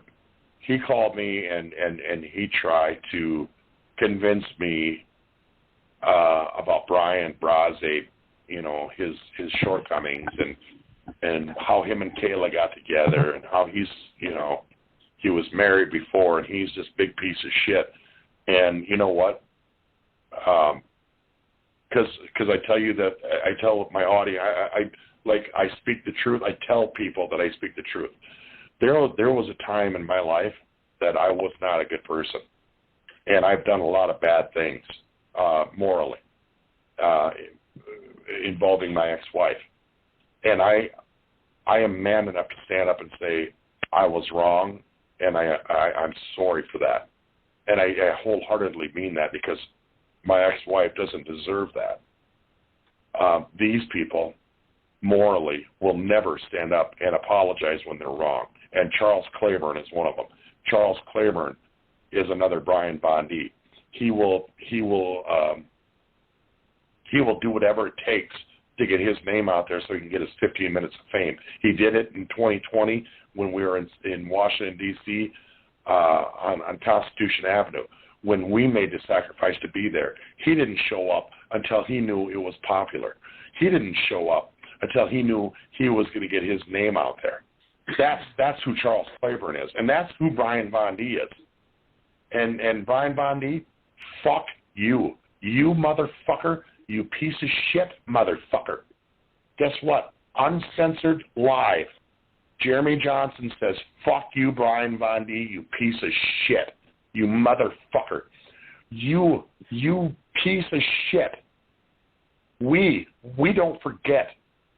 And we are not going to let this go until your reputation is completely ruined for being a piece of shit. You motherfucker. Okay. Okay, Mike, go ahead. All right. So now we get to the interesting part. As I was saying, I believe even though this Heckman fella says he didn't like Lee, that somehow this is somewhat all connected, that they are all connected, and it was just part of a grandeur plan of theirs to, we're going to try it this way, and if it don't work, we have Maureen there who's working for Lee that can feed us information and know if we need to go to plan B or not. So anyway, Maureen's talking to Lee about what's going on. She actually ended up leaving early because she didn't feel comfortable being there. The next thing you know, Lee's calling us, talking about getting us the hell out of Puerto Rico. You guys, we need to get you out of there, blah, blah, blah, blah, blah. This isn't going to be good. And we're like, all right. So we already said we wanted to leave. And Heckman had a lady that was supposed to be getting us our plane tickets, right? Like she's sitting Brian there. or Mike, I don't mean to. I've said this like 3 times already, but I'm going to say it for the 4th, and I'll probably say it for the 20th. We do have Fox News listening in, just so you know. Oh, cool. You want me to bring in the Fox News connection? You want me to bring it in how Fox News is connected? All this? Actually, James Heck. Hold on. What did you say, Mike? Okay. Yeah, we will definitely get to that. I'm going to give you your opportunity to lead in who's also a big stakeholder in his company, whom he talked shit about the whole time we were there. Really? At any rate, so fucking fun. He's got this lady that's supposed to be getting us our plane tickets, and I've never seen someone have so much goddamn trouble getting a plane ticket in my life. I mean, like, just one debacle after another. And, on the phone, on the internet, on the phone, on the internet. Anyways, finally, we all get emails with plane tickets. We were flying to Chris Marston's house in Topanga, California, to meet with him and Lee, right? So, Lee doesn't trust this.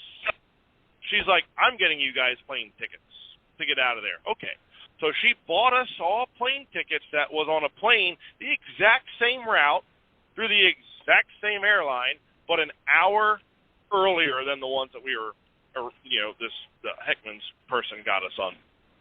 Well, so she sends someone that lives on Puerto Rico across the island to pick us up and take us. Okay? Well, problem was when this dude got there, his car wasn't big enough for all 5 of us, which would have been me, Marcus, Brian, Jerry, Wendy. So we're like, what do we do? So Marcus and Brian said, we'll stay and take the ride we were supposed to get and just get on the other plane since we, have tickets. All right, no problem. Now, if you go back a little bit ago, a couple interruptions ago, Jeremy, I said we figured out that the house was pretty well bugged, right? Because as we would go out and have conversations in the ocean, these dudes would kind of freak out because talking about.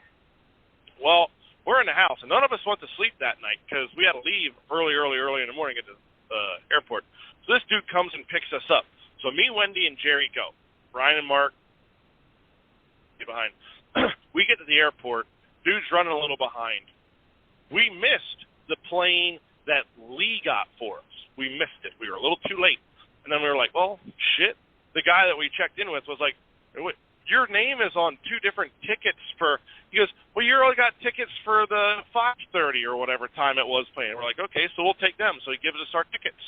Now, that is the plane. We now have legit valid tickets for the plane that Heckman's person secured for us, okay?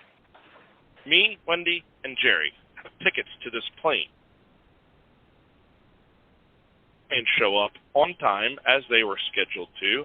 And when they checked in to get their tickets for the same plane from the same person that the 3 of us got ours for, they were canceled.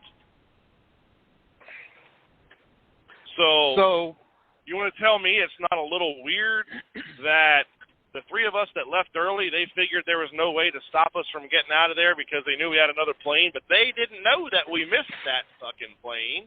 And our tickets were still good, but by the time Brian and Marcus got there, their tickets were no good. Hey, they had guys, to buy their tickets to get on that plane. Remember I told you I'm going to interrupt you about 22 times? I just got a text message. My phone is blowing up, by the way, because of this radio show. And I'm going to read this to you. It's from somebody that you guys, Marcus and Mike, know. here's what it says. I'm not going to say he or she. It says, thank you. This has been needed. By the way, this is name. Never forget you are how I found my way to ever have been a part of the People's Convoy. You inspired me to help unite the American truckers. I've never wanted recognition, just to be what I need to be for my children and all children.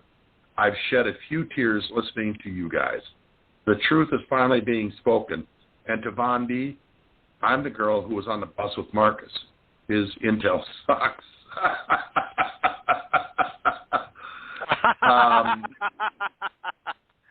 I think Marcus and Mike, I think you know who that was. That just texted me. A wonderful and spectacular person. We have many people listening to this radio show tonight, and I want to say one thing before Mike continues. Thank you, Marcus and Mike. Thank you guys both for being here. It means the world to me, and I think it means the world more to a lot of other people that think that this needed to happen a long time ago. You're welcome. Yeah, I'm glad. We've been wanting to do something, and it all just kind of came together. Ross started doing some research and reached out, and here we are. So I'm just going to say this because that's kind of, that debacle we all ended up meeting up. The plane had a layover actually in New York. We all ended up meeting up there and then being on the same plane from Mike. to California. Wait, no, you got to say it. I mean, I'll just say it. Brian and me, we got a message from this person. At the same time, that's right. We checked in. We got messages. We each got a text message from this person stating, "Hey guys, the hope one that everything's booked the fine. tickets." Yes, hope everything's good. I just couldn't sleep. I've been so worried about this all night. Hope everything is fine. Hope you boarded and you have a safe flight." And Brian looked at me, and I'm like, I just got that message too. And we looked at each other and was like, because we had to buy our own plane tickets then. We had to buy our, Brian and me had to purchase our, rebook and purchase our plane tickets. So it was ironic that we got that message the same time we were checking in and all that. Yeah, very, very crazy for sure. It was it was scary. It was pretty nuts, and we didn't know that until they finally showed up at the TSA line, and they're like, or no, I think maybe you guys might have texted one of us, but anyway, it was weird, but we got our way out of there, and obviously, I guess actually we left Puerto Rico together because we all ended up on the same plane, ironically out of there anyway. Laid over in New York and went to LA and met. That's where we met Marston. I actually have a picture. They sent a car to pick us up, a guy all dressed up in a suit with a little board that has your name on it, and it said truckers on the board for the name. So we took a picture of it. I thought it was hilarious. But, so anyway, before I turn it over, Ross has been doing a bunch of research on connecting some of these dots of people and what they got. So this guy Heckman actually flew out to New York City while we were down there. Said he had to ring the bell on the stock exchange. Well, it turns out he stood next to the guy that rang the bell on the stock exchange.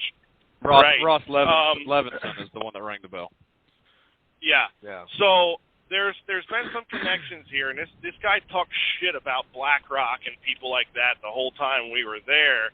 And before I turn it over to Ross, I'm just going to say this because, I don't know how much I get to talk again after this, but, for anybody that's wondering, no, we didn't make a penny off the convoy. Did some people come up and personally hand us some money and say, here, this is for you for doing this? Sure. But it was nothing significant, you know what I mean? And then I sold a truck, not for the convoy, but it ended up being for the convoy. I sold one of my trucks in December last year. That money was supposed to go to completely restoring the truck that I used in the convoy, which is my truck I'm driving as we speak, to work with. And it's a truck I've owned for a long time. I was going to completely restore it.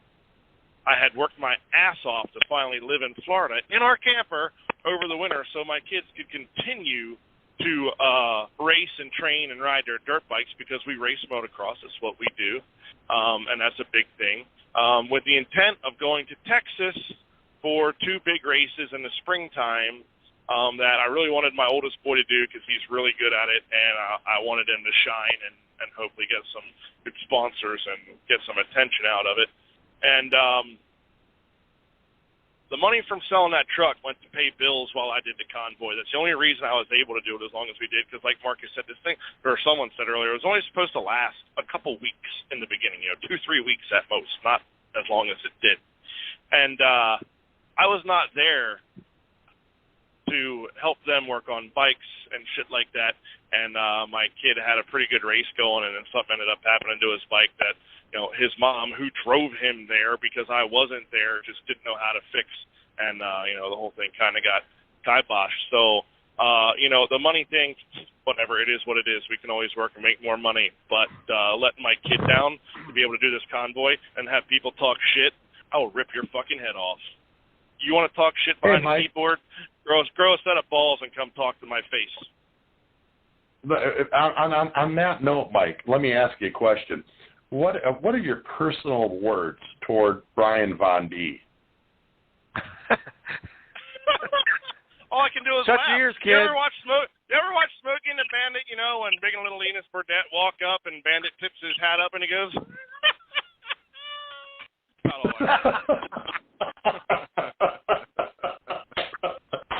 Hold on. Let me start the slow clap. Hey, Brian Von D, I told you, you dumb motherfucker. You come after the wrong group of people.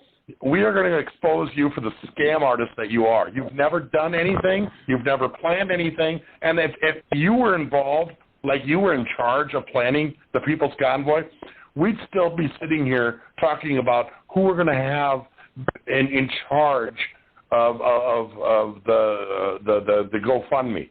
That's how fucking stupid you are, you dumb motherfucker. Don't fuck with me. Don't fuck with my friends. I will expose you every fucking single day of the week, every single day of the year. You're a dumb piece of Goddamn, shit. Jeremy, tell us fuck how off. you really feel. Hey, Jeremy. Go ahead. Goddamn, Is this tell us show how you kid really friendly? feel. I got a question. Oh, hey, wait a minute. Is that Sean Folks, this McIntosh isn't that we a family hear? show. Yeah, I'm in here. that's why I created. I created this show as PG-13. I should have maybe changed that to rated R. Yeah, that'd be a safe. Ay, ay, ay. You know, So- we talk a lot about truckers, the truckers convoy, and that's just the thing too. Is it wasn't just truckers. There was actually more four-wheelers and more civilians than just truckers, and it wasn't just for truckers. You know, there was more than just truckers. It was about the people. Convoy. Exactly, the people were the convoy, and truckers were part of it. But Exactly. I think we should let Ross talk about his dots that he's connected with this first part here, dealing with some of the people we were with in Puerto Rico. He if I say it, it's hearsay, but he's done the research and has the information on it to connect it and knows it. And I think it's important because it shows just how from the beginning infiltrated this convoy was and how much they tried to stop it. And when I say they, we thought, that means, elites, government, people that don't want to see the Constitution prevail. Absolutely. And Mike, I agree with you. I think it's time to bring Ross back on. And Ross, I think a lot of this has opened a lot of our eyes to what really happened. And, including my involvement, Marcus's, Brian, Mike's, all of ours, Chris and Scott, you're going to find out that we're not the bad guys. We were just, what's that? And Rebecca, she was part of it. And Rebecca, yes. There's and a lot of people. Wendy and Jerry. It's not even just our names. It's all of us. The American people are going to find out that the people that tried to do this the right way were infiltrated by bad people, and that basically is your government in a nutshell, and your media and everything. You're going to find out after Ross talks now how your fellow Americans tried to stand up for you, and they got used and they got played. And Ross, with that, on that note, I want you to come out and I want you to tell the American people what exactly did you find out through your research, and if you need to use my name, what you thought maybe I did, or what you thought maybe Mike or Brian or Marcus or anybody did, use their name. Say, I thought they did this, but now I found out that they didn't. Clear the people. Clear the names of the American people. Finally, after 6 months, just clear their names. That's all I'm asking. Yeah, no, and this all started with me. After I did get kicked out of Hagerstown. After asking a bunch of questions, I was asked, by Mike to come in and help out with the People's Convoy, and I started looking at things a little bit different at that point. I seen the buses, and I seen, how the money was being spent. I didn't know who Lee Dundas was, Christopher Marston. Our team started finding out they had, frauds. Part of they had committed fraud in the Aflac group. That Pamela Malachek, she still has a warrant out for her arrest right now. She's the CFO of the Aflac group, and she has a warrant out for her arrest in Texas right now for fraud, for stealing the identity of her grandmother. And so we started diving into it a lot more, and then now once I found out who they met up with in Puerto Rico, James Heckman, I'll start with him.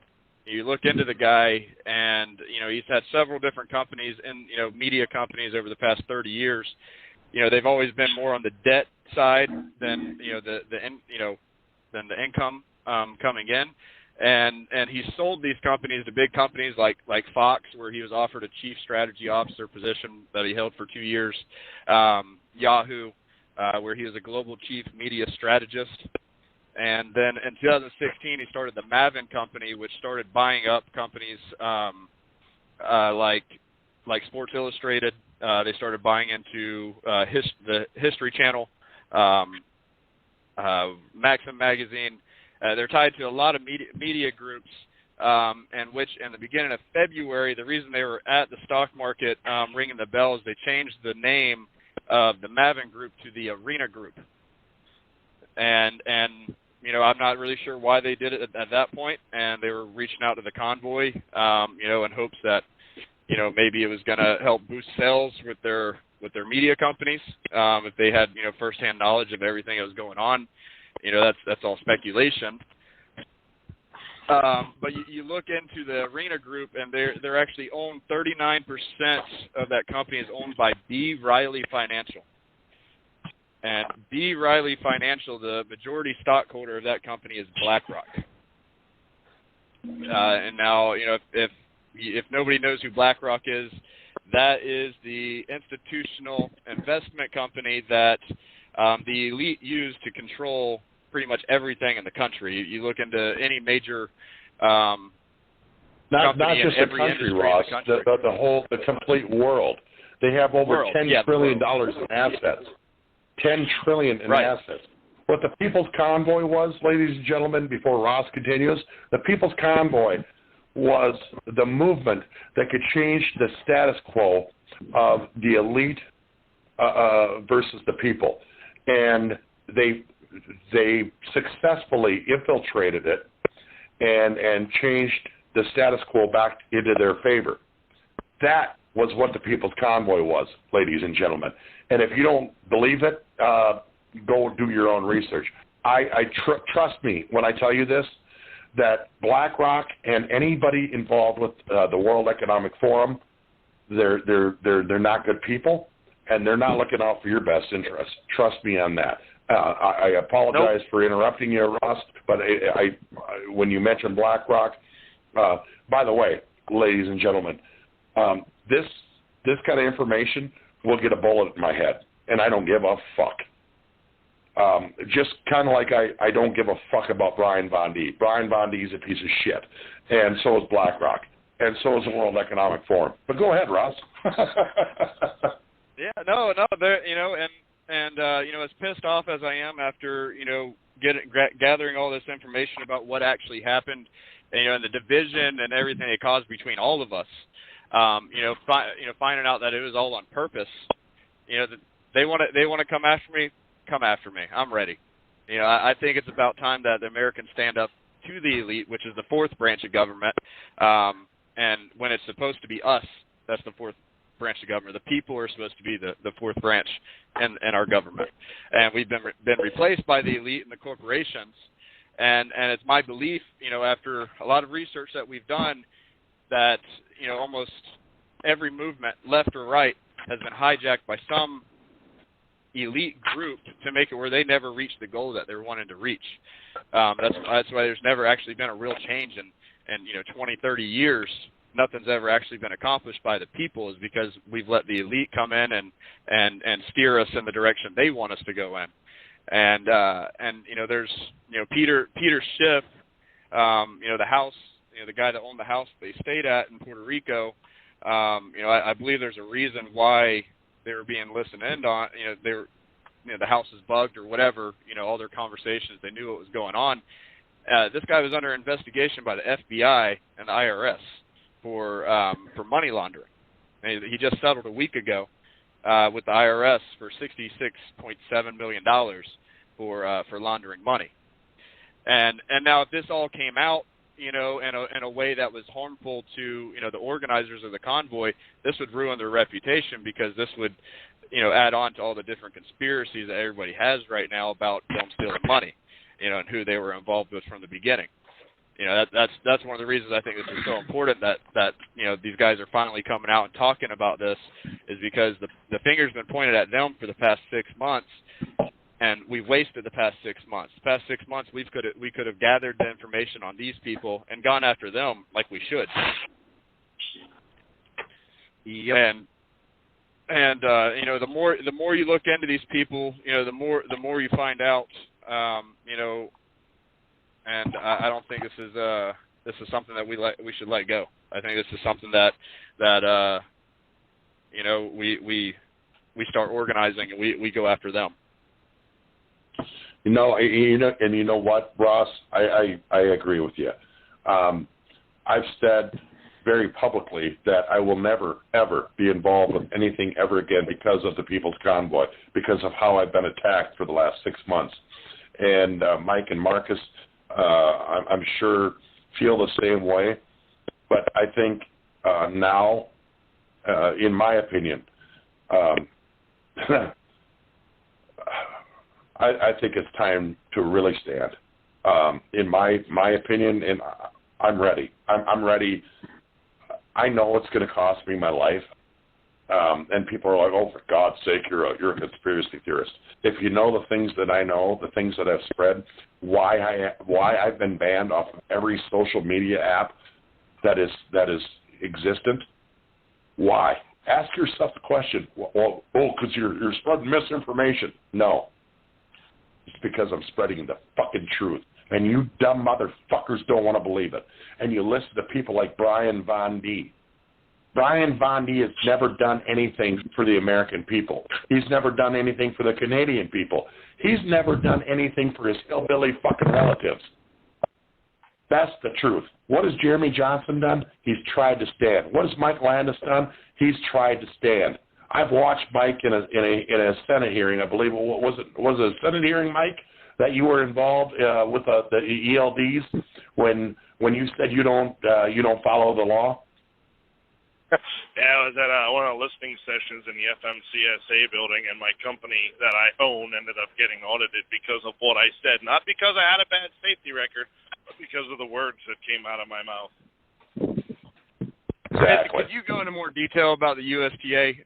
There's so much speculation by people that don't understand the FMCSA and don't understand trucking, and they want to come up with these conspiracies on the USTA, even though it's a 501c6, which you looked into. Nobody can take a salary. There's people trying to say that for years you guys were taking a salary from donations in the USTA. Yeah, that's laughable. Is that correct? Right.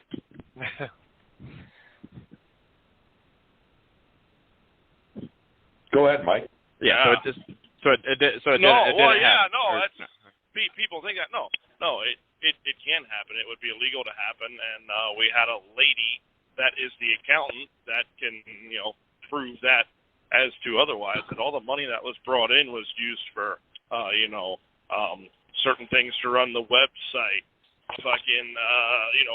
We went to a couple truck shows and had a booth set up. That cost money to do all that.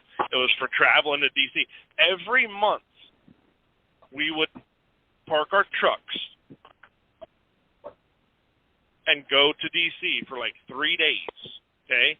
Now, for me, I don't live that far from DC. So I literally parked my truck for 3 days, sometimes 4, depending on how late we got out of there. Right? But like Kevin, he is from South Dakota. It would cost him a whole week's worth of work every And by the way, let me interrupt you once again. Kevin Steichen, I stood up with side by side. He rode with us in a slow roll to South Dakota State Capitol to stand up against platooning, which is autonomous, basically autonomous technology in South Dakota. Kevin Steichen has also stepped up and stood up for this industry and for the American people. So I want that to be known so everybody understands who Kevin is. And Kevin is no longer in the business. But anyway, go ahead, continue on, Mike. Yeah, so, we, and all that money from the donations, or we had, you could be a member of it, right? A yearly fee to be a member. It was $50 a year. That all went to getting to DC. Like, they'd all meet at my house, and then we would drive generally one of my vehicles, or we'd take Brian had a minivan at that time. We'd take his van or whatever.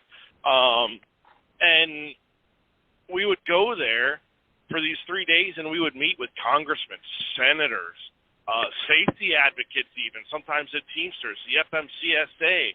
And we would try and give this perspective of what it's like as real truck drivers that are out here doing the job, currently doing the job, right? You take Todd Spencer from OIDA. The dude ain't been in a truck in, 20, 30 years, something like that. You don't have a clue what it's like to drive a truck out here today.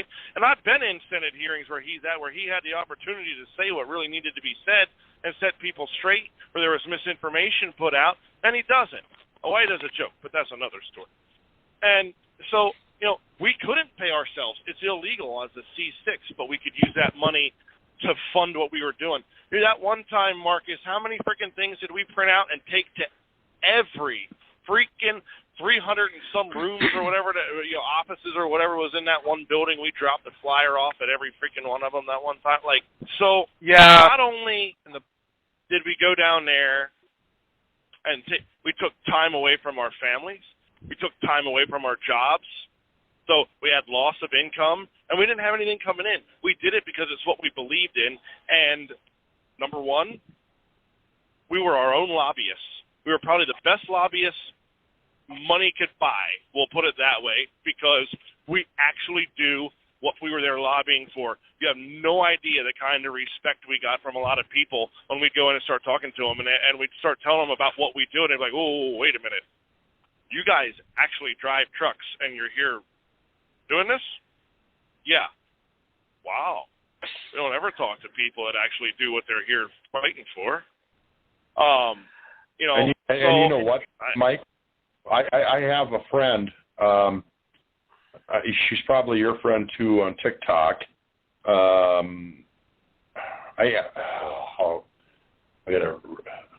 don't want to say her name. Okay, I'm not going to say her name. She has a very close relative that is in the FMCSA, And she messaged me one night privately, and she said, keep doing what you're doing. They're paying attention. And she told me who her relative was in the FMCSA. She sits on the board of directors. They're listening to us, ladies and gentlemen.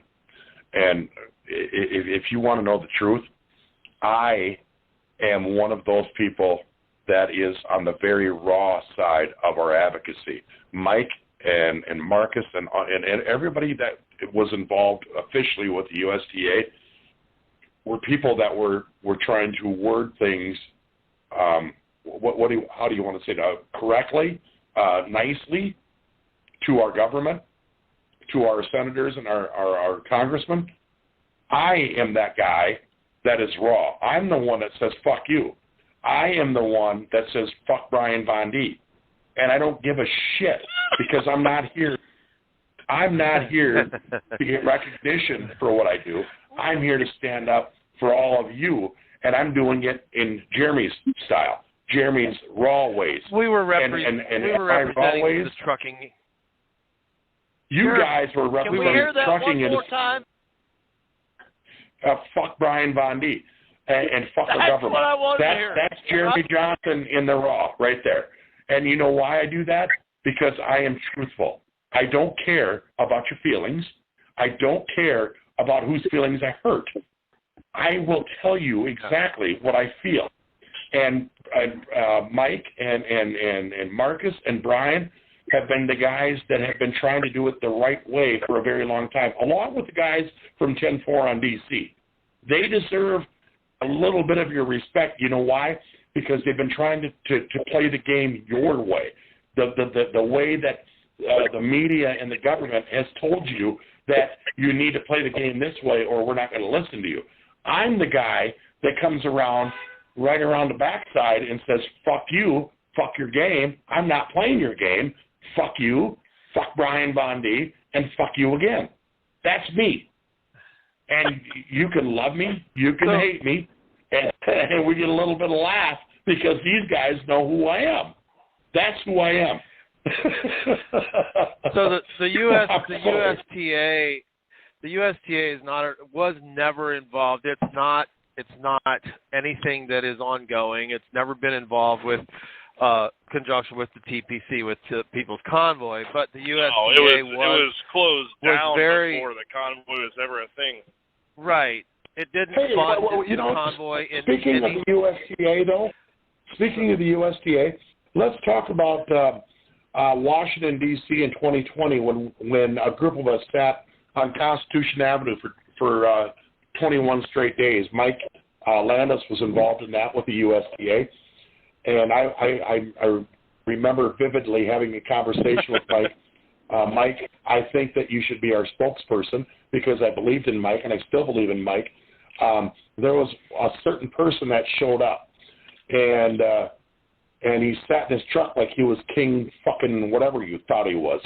And I'm going to mention his name here shortly. There were two of them in two different fucking trucks.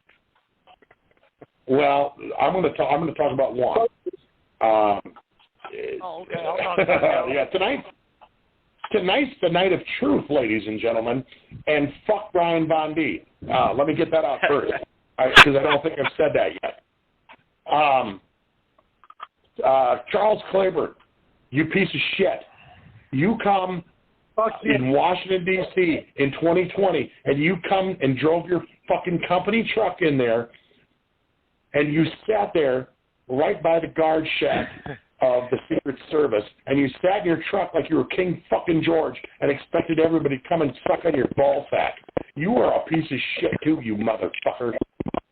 You've always been a piece of shit, and you always are going to be a piece of shit, and I will call you out every fucking time from now on. Fuck you. There's the real Jeremy Johnson. There we go. Can I say something about this? I want. We heard Ross Justice talk, give a lot of information. Everybody's heard a lot of information tonight about the convoy, the People's Convoy, and please understand. Yeah, we didn't even get to the start of the convoy yet. Yeah, but please understand all these things were happening, and I I don't want to forget to mention, okay, throughout this entire thing, there was the people, there was the public. We had our social media platforms that were up and running. We had people asking, and I have to give credit to those who are working the social media platforms, namely Rebecca and Chris. They were going batshit crazy because we couldn't give them pertinent information. And prior to me being in Puerto Rico, I was with them. I was like, why aren't you guys calling us? We need updates. Like, people are going crazy. We need updates. When I got to Puerto Rico, then I understood why they weren't giving updates. And so for the girls and the guys that were working behind the scenes tirelessly throughout the entire convoy, but especially through that period, there was so many unknowns, there were so many questions and so many just things. We got to show our appreciation to those people, namely Chris Young and Rebecca. She was doing the Telegram, and Chris was doing the Facebook. Wendy and Rose were also on there moderating everything with them. Yes. Can I ask a question about the? Can I ask a question? I like that. Well, let me because I was. Let me finish. Okay, go ahead. You guys got to stop. You guys got to stop for 1 second. I got to read you this text message. No, I got to read you this text message I just got. You're gonna laugh. Maybe even piss yourself or shit yourself. Every time that I say fuck Brian Bondi, yeah, right, okay. So this one person that's listening to the radio show, it said stop, please stop. Every time you say fuck Brian Bondi, I take a shot of whiskey. I threw up 4 times already.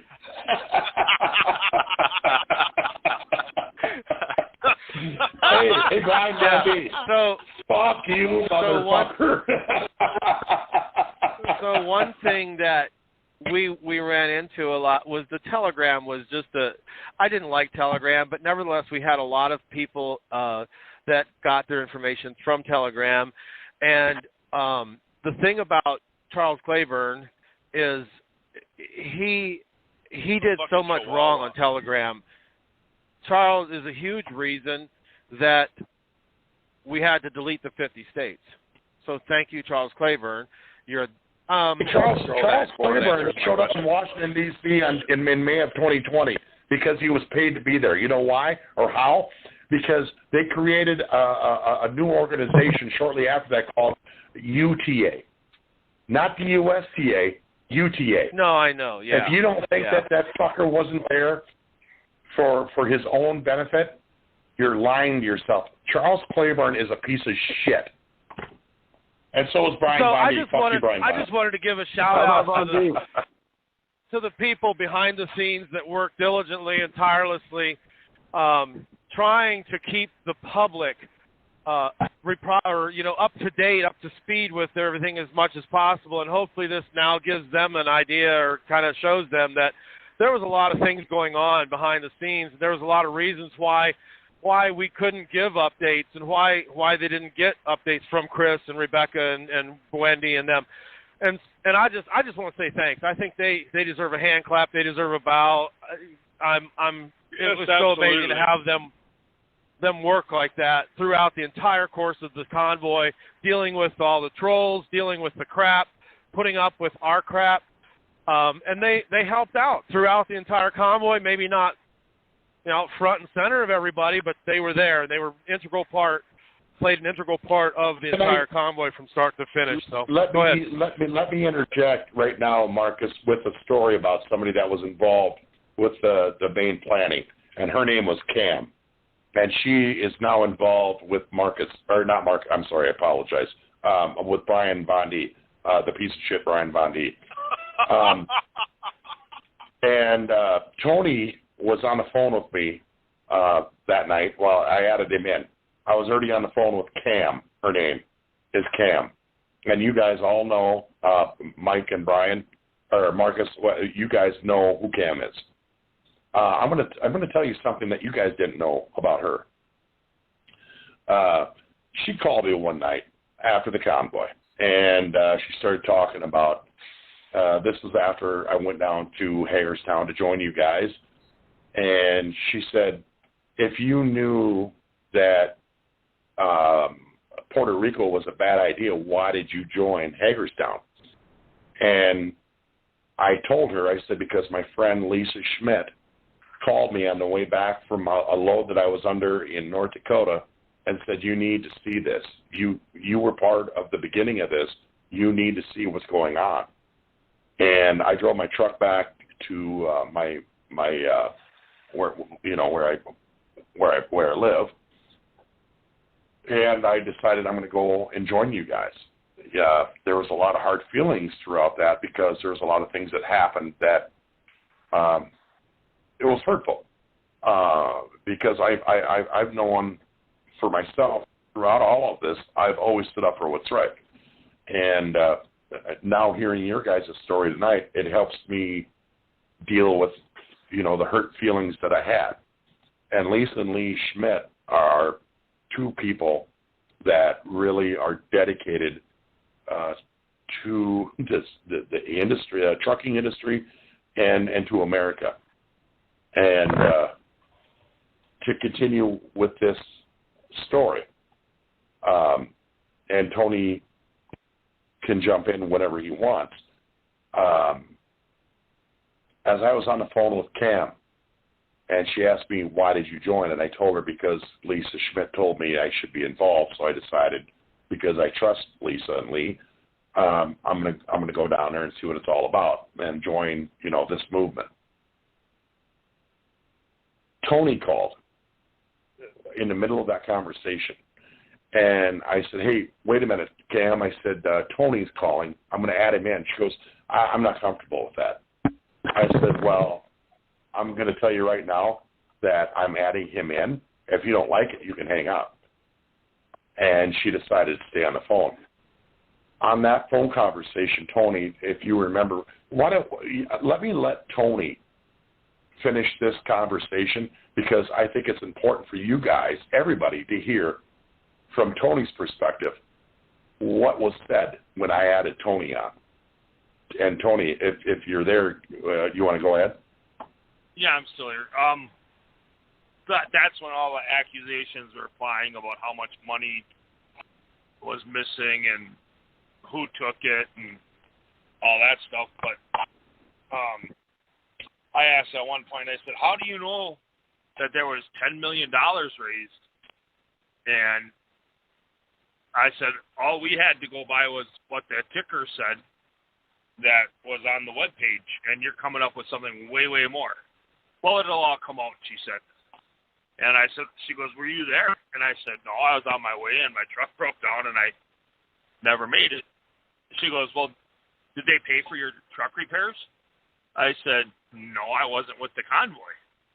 And she wouldn't listen to that at all. All she kept saying was, well, we've been told that there's a bunch of people that had breakdowns and problems, and the convoy never took any of the money and helped them, and blah, blah, blah. And she kept beating the same drum about this $10 million that was raised, and,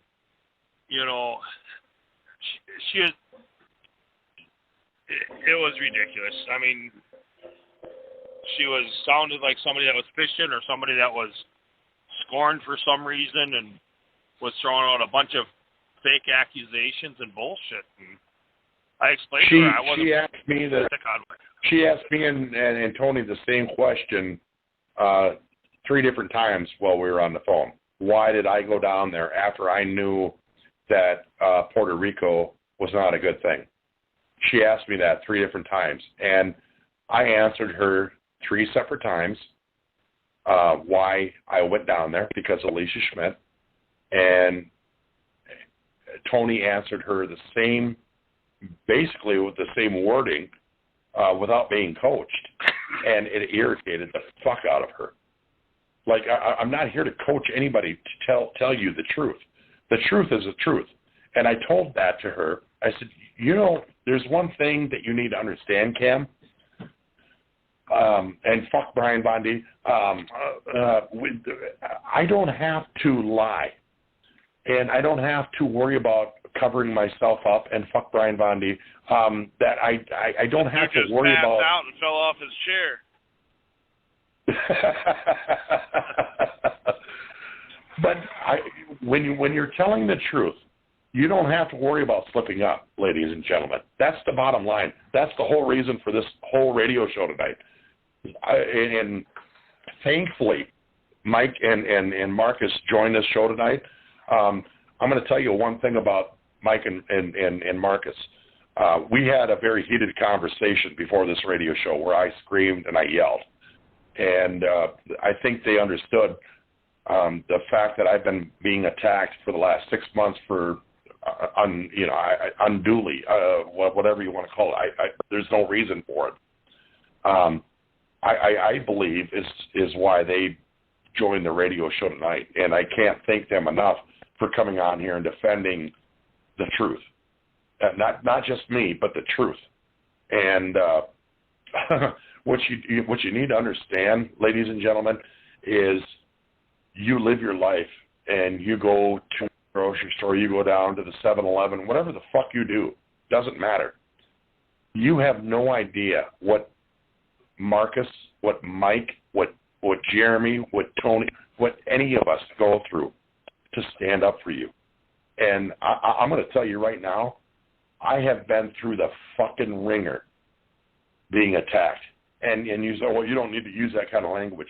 Listen, until you have been attacked the way I have, then you can just shut your fucking mouth. I don't give a fuck if you're offended by the language I use. I use that language to get through your head that I have been attacked. So that's what I have to say. But,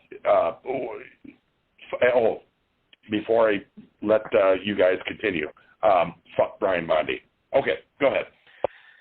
I got one more thing to say about USTA. Elaborating on what Mike was saying, USTA was the most amazing thing. I will defend it till my dying day. Being a part of that and what we accomplished and the way we woke up DC was amazing. OIDA came right out to bat and was taking the same kind of pictures we were taking in the halls of on the Hill. They were trying to be relevant after we started our organization. But, we had a parking proposal that we proposed, a pretty badass parking proposal that we sent all over the Hill, both on the House and the Senate side, to all the safety advocate groups and all things like that. We were anti-ELD. We fought against it.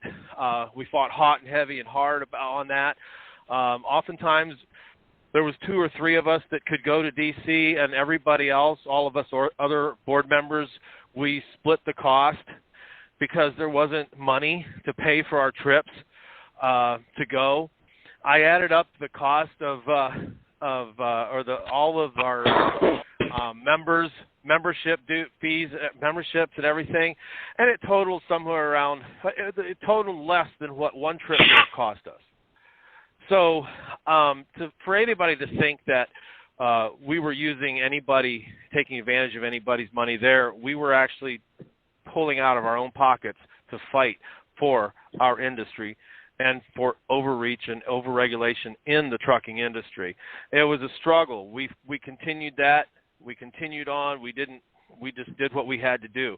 And so that kind of is USTA in a nutshell for a lot of people that didn't know about that or know where or when. I would say that I'm familiar working at a federal level. That was how I worked at a federal level, and Mike as well. We worked in D.C. under the USTA. So that's what I have to say about that. I know Ross had some questions about that. I have to interrupt you. I have to interrupt you one more time because I just got a text message from somebody that says that they're donating $5 to charity every time they call Brian Bondi a piece of shit. So I'm going to spend the last 31 minutes of my program calling Brian Bondi a piece of shit and make sure that they have to file for bankruptcy. Yeah. No. Listen, the bottom line is Mike and Brian Brazzi and all of you guys. We when I say we, the Disrespected Trucker, even Black Smoke Matters, even though Black Smoke Matters goes about things a different way, and a lot of people don't agree with, but there's a lot of people that do agree with. Marcus, Mike, and Brian, and myself, and Tony, and I have Sean McIntosh on the phone, who was one of the original members of the Disrespected Trucker, and I'm going to let him speak before we are down here tonight, because I think it's important that he does. But we have all stood together, if you want to say it that way, maybe not at all times, but we've all been fighting for the same things in different manners. And the People's Convoy turned out to be, it was, honestly, here's my opinion, it was horrible. It was horrible about because of the things that we had to go through in the background, and it was horrible for you, Brian and Mike and Marcus, for the accusations that you have had to endure. I've watched you, Marcus, on TikTok. I'm not going to say your TikTok name because I don't want to bring any negative attention to you, but you guys have done nothing wrong. None of us have done nothing wrong. We have tried to do things the right way, and we have received a lot, if people even understood when I say a lot, of negative attention and backlash. And in my experience, the last 6 months, I've had numerous death threats, including violent videos, and fuck Brian Von D. There's another $5, by the way, to the donor, from people that sent me a video of a Hispanic person getting shot in the head, a live video, trying to intimidate me. I want you to know, Antifa, fuck you. I want you to know the government, fuck you. And I want you to know anybody that tries to intimidate me, fuck you. I have been brutally attacked, and I need people to stand up and defend me, which Brian and Marcus, or Mike and Brian are doing, or Mike and Marcus are doing right now on this radio show. Thank you. And from the bottom of my heart, I mean that. Thank you. Because this is what we need to do for each other. And there's numerous other people involved in the People's Convoy that I will defend at all costs. And Brian Bondi, you're a piece of shit. I want to bring on Sean McIntosh. Sean, your mic is up. If you're still listening, if you want to get on here, and why don't you tell people what you wanted to say? All right. Well, first off, need to tell everybody that Chuck Biddles is on here, but his battery run out, and he had to drop out. He said, fuck the government, and loves all y'all. What I want to say is I'm old school all the way. I've been that guy that'll stand up, tell everybody to get fucked. I don't even care. Never have. Ask Mike, ask help. Ask anybody on here. They'll tell you right quick. I'm that guy that'll stand up, tell you to get fucked, especially Jeremy. Me and Jeremy and Tony started the Disrespected Trucker. And I was that guy. But I'm going to tell you what. A lot of things happened on this convoy. And it wasn't just this convoy, it was other convoys. And I'll be the first one to stand up and say, and I want to say it right flat out, because I don't believe in mincing words. The fucking Freedom Convoy, now the People's Convoy was straight up. The Freedom Convoy was a lying piece of shit that what they done was used us and used you guys in the People's Convoy to make a fucking money trap. This is first-hand knowledge, guys. This is how all this shit got spread. every one of them fucking people's convoys, they had the Freedom Convoy that came out to reinforce you guys. I was part of it. I led people out there. These motherfuckers stole the money. I personally know from the convoy I was on that over $35,000 cash money was vanished in the middle of the fucking night. So this is how the rumors about the People's Convoy money grab bullshit got going. It wasn't nothing about these boys. All of us that were in this were in it from our fucking hearts. I've been in this trucking fight for years with these guys. I didn't agree with them. Sometimes I stood with them always. I told Mike to get fucked. I told everybody else to get fucked because I didn't agree with what they went for. But I stood. I never backed down. I never fucking minced words, and I always spoke the fucking truth. I stood. I was not. Me and Mike were friends, and me and Mike and Chuck Biddles and Jeremy, we're all part of another little group that are brothers.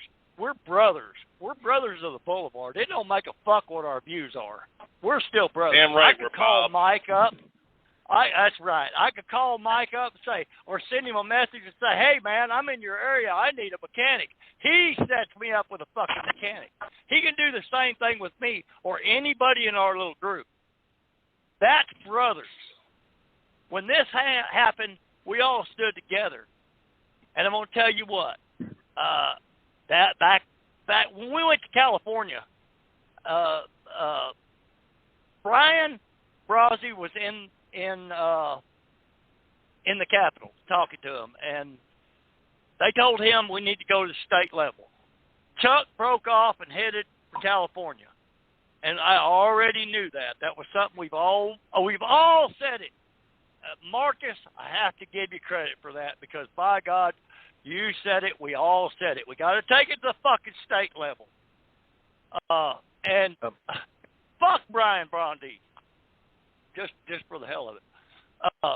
I said, no, fuck this. Brian Bondi, you dumbass motherfucker. Yeah, well, that too. I'm trying to keep on the line here. I'm an old man and I lose track. But I said, Chuck said he's going to fucking do Sacramento, and I said, all right, we'll do it. Well, the People's Convoy come out there. We all got together somewhat. I'm going to tell you guys what. I saw real live brotherhood in the state capital of California. We were all out of there. We'd already been down there for the protest. We tried to. We thought we got them to stop voting on that bill. We left out of there kind of holding our heads high, and Mike and the People's Convoy was with my little convoy, and they were leading us out to where we stayed for the night. And we got on somebody got on the radio and said they're voting on it now. And I said, fuck it. I'm turning it around. Hey, leader Sean, of the convoy, X-Ray, yeah. Sean, let me just interrupt you for 1 second. I want to take a vote between Marcus, you, Ross, Tony, Mike, Landis. I'm going to nominate somebody for the most honorable person that was involved with the People's Convoy. It's actually two people, and that is Trucker G and his wife, Marianne. I nominate them as the most honorable people that you will ever meet in your life. I'm going to bring the vote to Marcus. I'll have to say I second that. Marcus, what say you? I'm sorry, I missed Marcus, part of that. Go ahead. No problem. I said I'm going to, before we I let Sean continue, I want you to second my vote or you nominate somebody new. But my nomination for the most honorable people in the People's Convoy, involved in the People's Convoy, is Trucker G and his wife, Marianne. Oh, gosh. Would you... man, There was so many good people, so many good. I don't know if I could just pull out one. Trucker G and Mrs. G are amazing, incredible people. I mean, right now, yeah. I mean, I could just. There's so many people, so many names I could say that were just amazing people to be a part of the convoy. But yeah, I'll go with that. But yeah, okay. And that's all I was looking for is the agreement that they're stand-up people. I know their name got bashed too, and they didn't deserve it either. Sean, what say you? I can't. Yeah, I'm all for that. I think G and Mrs. G were straight up all along. They were there for the right reason. And Ross? Just maybe? Okay, no. Tony? Oh, here I am. Sorry, I had my phone muted. No, I think the G's are great people. They've been, doing, trucking advocacy for a long time. There's a piece to this that we haven't really got to yet, and I don't want to mention his name, but there was at a point, up until Hagerstown that the online donations weren't available to the convoy, and there was someone that actually paid for the diesel and everything that the cash donations didn't cover. That I believe that he deserves a shout out. I've met the guy one time, but that's up to Mike if he wants to mention his name, because it's not me to mention that.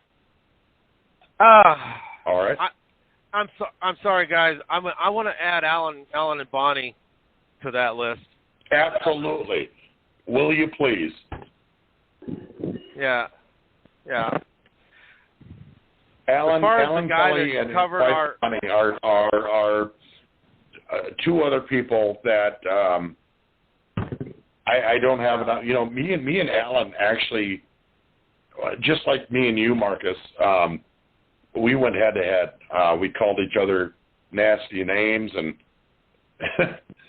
basically I was wrong on both accounts. Marcus showed up in D.C. in 2020 and with a trailer to feed everybody, including Secret Service.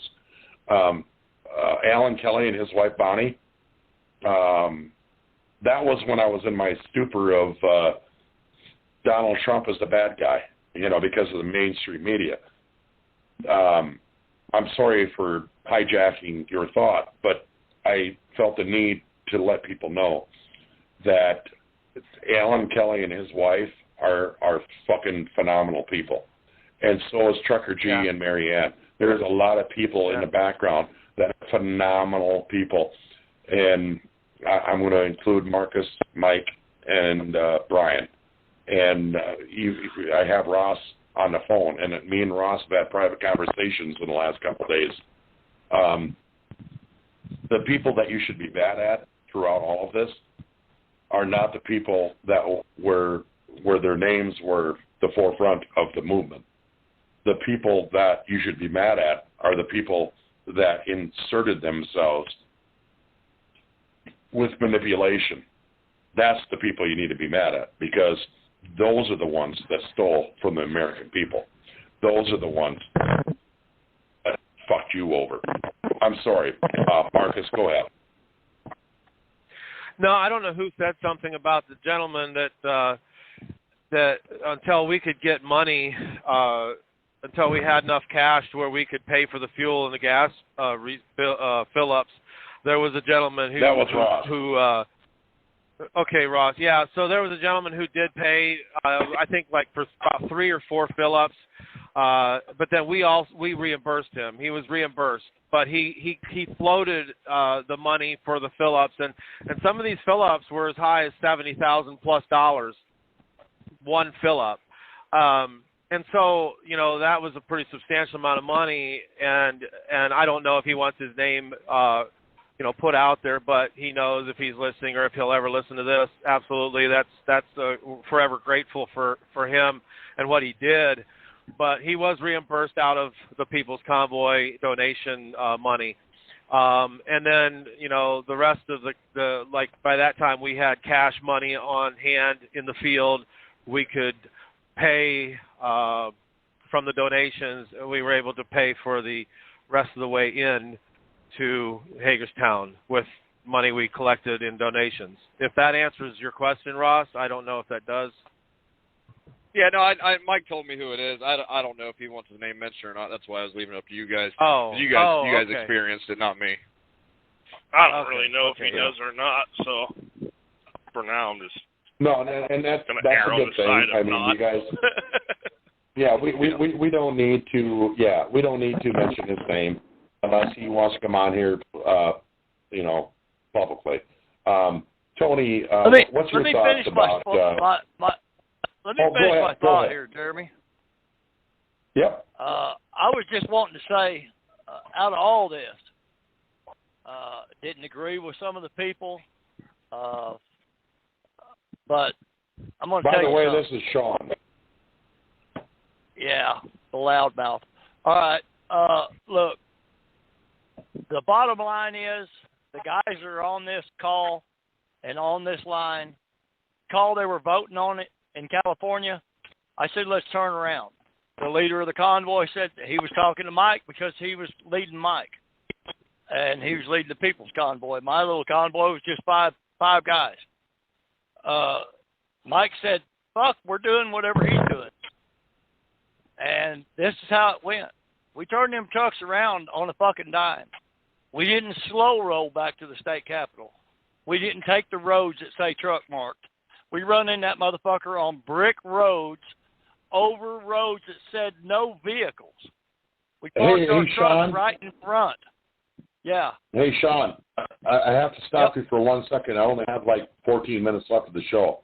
So I nominated Trucker G and his wife, Marianne, and then Marcus nominated Alan and Bonnie, which rightfully so. I have to nominate Lee and Lisa Schmidt also. So we have 3 people that we have to vote on in 14 minutes. Okay. You gotta let Sean finish his story though, because it's a good one. I want to tell you what. I'll just fucking throw another name in there you can nominate, and that's Mike Landis. Because when it came up, I pulled in there. I pulled across the road. I mean, I didn't just pull across the road. I pulled up on the fucking sidewalk. Car was coming out. They said, you got to move. I said, fuck you. I just shut my truck off. And the other trucks pulled up beside me, and I heard somebody holler on the radio, hey, look to your right. To my right, a street block away on the other side, was a cab over Peterbilt. Mike Landis, and beside him was Marcus Summers. Now, those are guys with balls. They stood up with all of us. We did something. We didn't sit around. We didn't argue about it. We didn't fuss about it. We didn't find out who's going to be out front. We all did it, jumped on it, and are damn proud of it. And I have to say, out of all this, I wasn't proud about a lot of things we've done in the past, but I was damn proud about that. And I'll stand up with Mike Landis and Marcus Summers any fucking day of the week, and Chuck Biddles any day of the week, and I'll fight every motherfucker coming at me. And you can take that to the bank.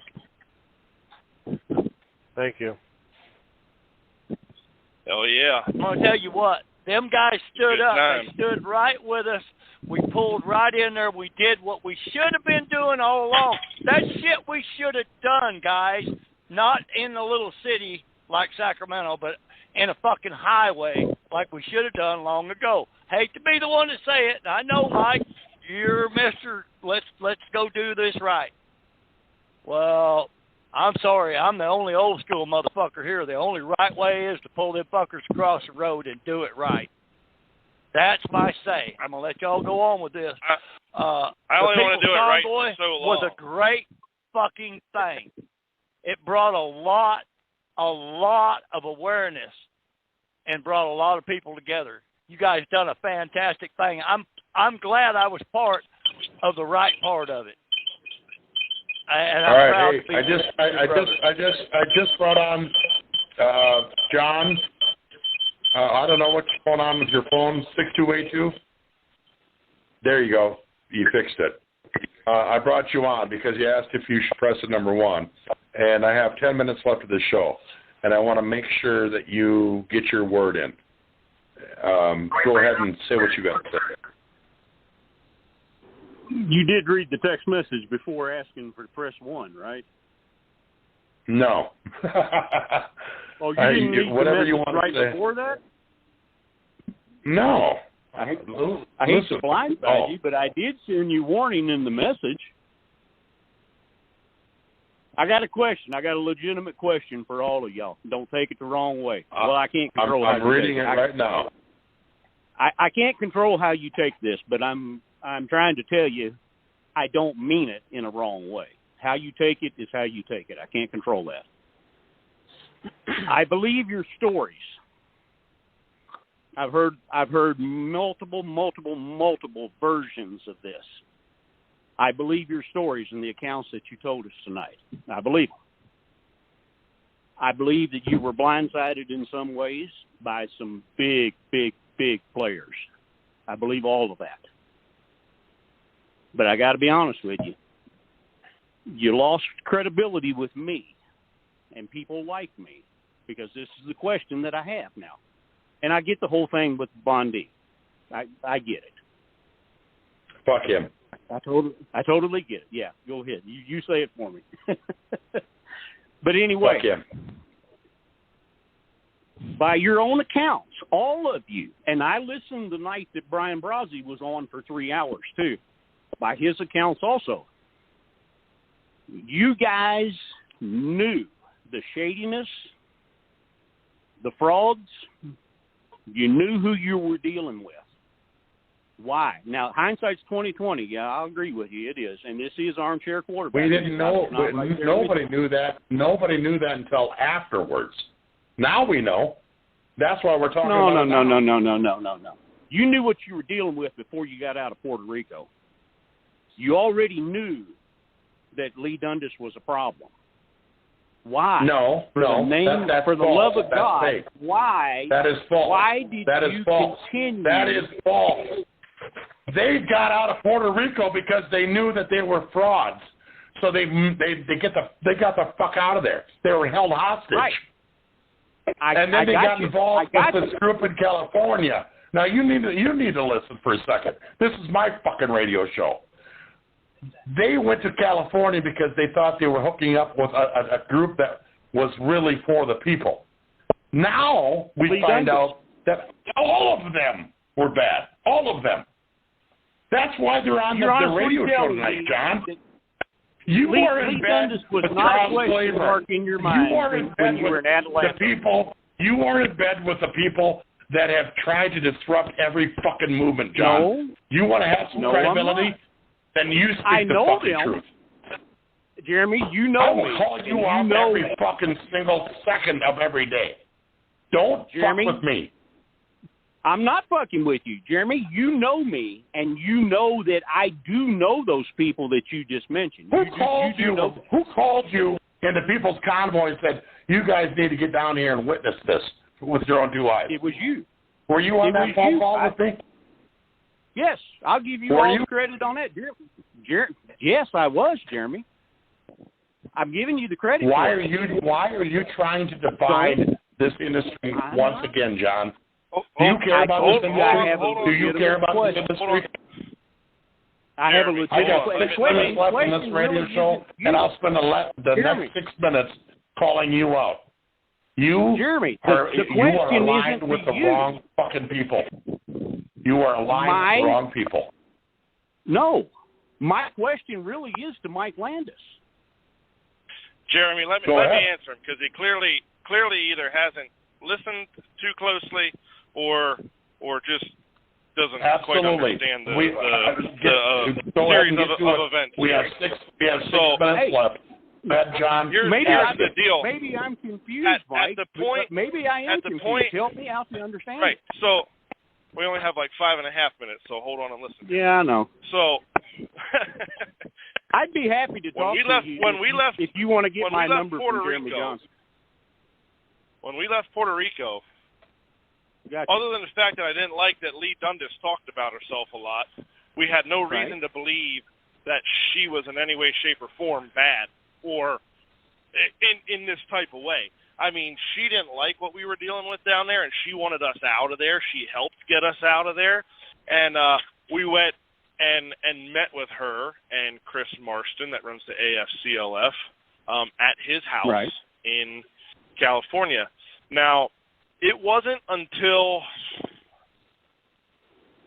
probably 2 or 3 days into the convoy where we started questioning her and the claims that she made on how she could help us and all this. I mean, she would talk about how she can, she can set up fueling points and she can do this and she has people that can do that. And we all ended up doing it ourselves. These people never helped us one freaking iota. Okay. And the freaking tour bus that everybody loves to bitch about all the time, that was her. She got that. She was supposed to donate that. Okay, and ended up after she got pissed off and we kicked her out in Indianapolis because hey, she's Mike, a liar. I got 4 minutes left. I have 4 minutes left, and I have to ask one question. Hey, John, did you pay for Charlie Claiborne? Did you pay for Charles Claiborne to be in Mayday in 2020? Hey, that's where you guys were just a little bit confused. There was an overlap. No, did you? there. I'm asking a yes or no question. Did you pay for Charles Claiborne to be in? Johnny Florian and the whole UTA thing kicked off right after Mayday. I've lost all my fucking respect for you, you asshole. I'm glad you called in. It is. And Mike, go ahead. He was driving. Go ahead and finish what you wanted to say. Fuck off, John. I facilitated him to be there. He was driving my truck at the time, but the UTA exactly thing you did. You fucking asshole. You paid for him to be there. Fuck you. Here's the truth. Can I say? Mike, can I say go ahead something? and finish. Can I say something? I'd like to say something. Lee Dundas is a con artist. Yes, she knows how to get people going in the right direction. No matter what, they start doubting her, she's going to come up with a way to reassure their confidence in her. And that's exactly what she did the entire time. That's why she went from James Heckman to Christopher Marston and to take them all the way to D.C. It's psychological manipulation. That's what she studied. She's studied for, 20 or 30 years now. She's studied this I got that. to be able to manipulate everything. You fucking scam artists in the trucking industry, you're not going to get by me anymore. John, you're one of them. And you're closely associated with Charles Claiborne. Fuck him too, and fuck Brian Bondi. Fuck all of you. You want to laugh? You think it's funny? Too. I don't know that because I have no evidence. But I'm going to tell all of you. John, all of you, don't fuck with me because I will call you out and I will publicly call you out, and I don't give a flying fuck. I'm not. You're a piece of shit, John. You're a piece of shit. Can I ask one more question before you cut me off to Mike Landon? No, I ain't going to cut you off. My radio show is going.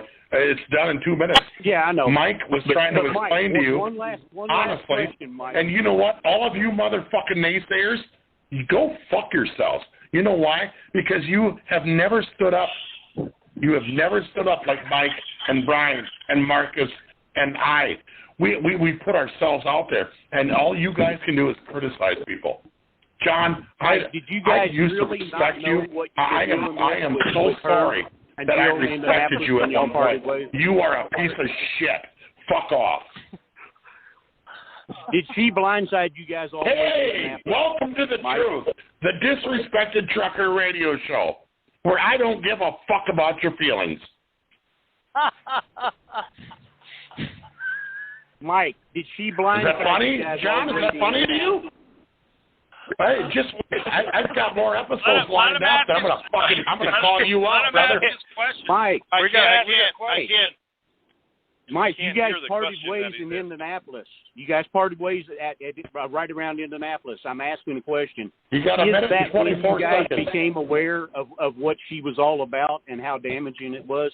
Is that really the way that played out? We were aware of it probably just a little bit before that. It became, one day you'd learn this, the next day you'd learn that, or this would happen, or whatever. Me personally, quite frankly, I got sick of her standing on my trailer telling people that we're not going into D.C. and that she's a Christian when I know she's a piece of shit Scientologist, and it took everything I had to not kick her straight the fuck off my trailer. I believe what you tell me. So you're telling me that you did not know when you left California, you were not fully aware of her and the problem that it was. All right. No. I believe it. It became And I'll obvious as second we that. went on, and she didn't live up to what she said she could do. Okay, that's all I need to know. We were trying to garner information. We didn't know who was who. We had so much stuff going on. We planned so much and so little. I have to interject. I have 10 seconds left. Fuck Brian Bondi and fuck you too, John. You're a piece of shit. And you and Charles Claver and fuck all of them. And thank you guys for joining. See ya. Who is John? Hey, yeah. Thanks, Marcus and Mike. Hey, thanks for coming out. I criticize you guys a lot, and I really appreciate you guys coming out. Thank you. And I apologize for all the bad things and everything I was wrong that I said about you guys. And I hope we can work together in the future. Oh yeah. After all this, guys, Marcus, Appreciate Mike, it. all you boys, it's good riding with you. Thank you. Same here, buddy. Absolutely. Even though you passed my ass and you didn't wave at me, you didn't even look over. Hey, you know what? You could have let me know you were fucking behind me, you motherfucker. I'm out antagonizing Antifa, and you're running through there. Ain't that something? You passed by the me. way, guys, I looked over now. you, and you were straight ahead, man. I'm like, hi, Sean.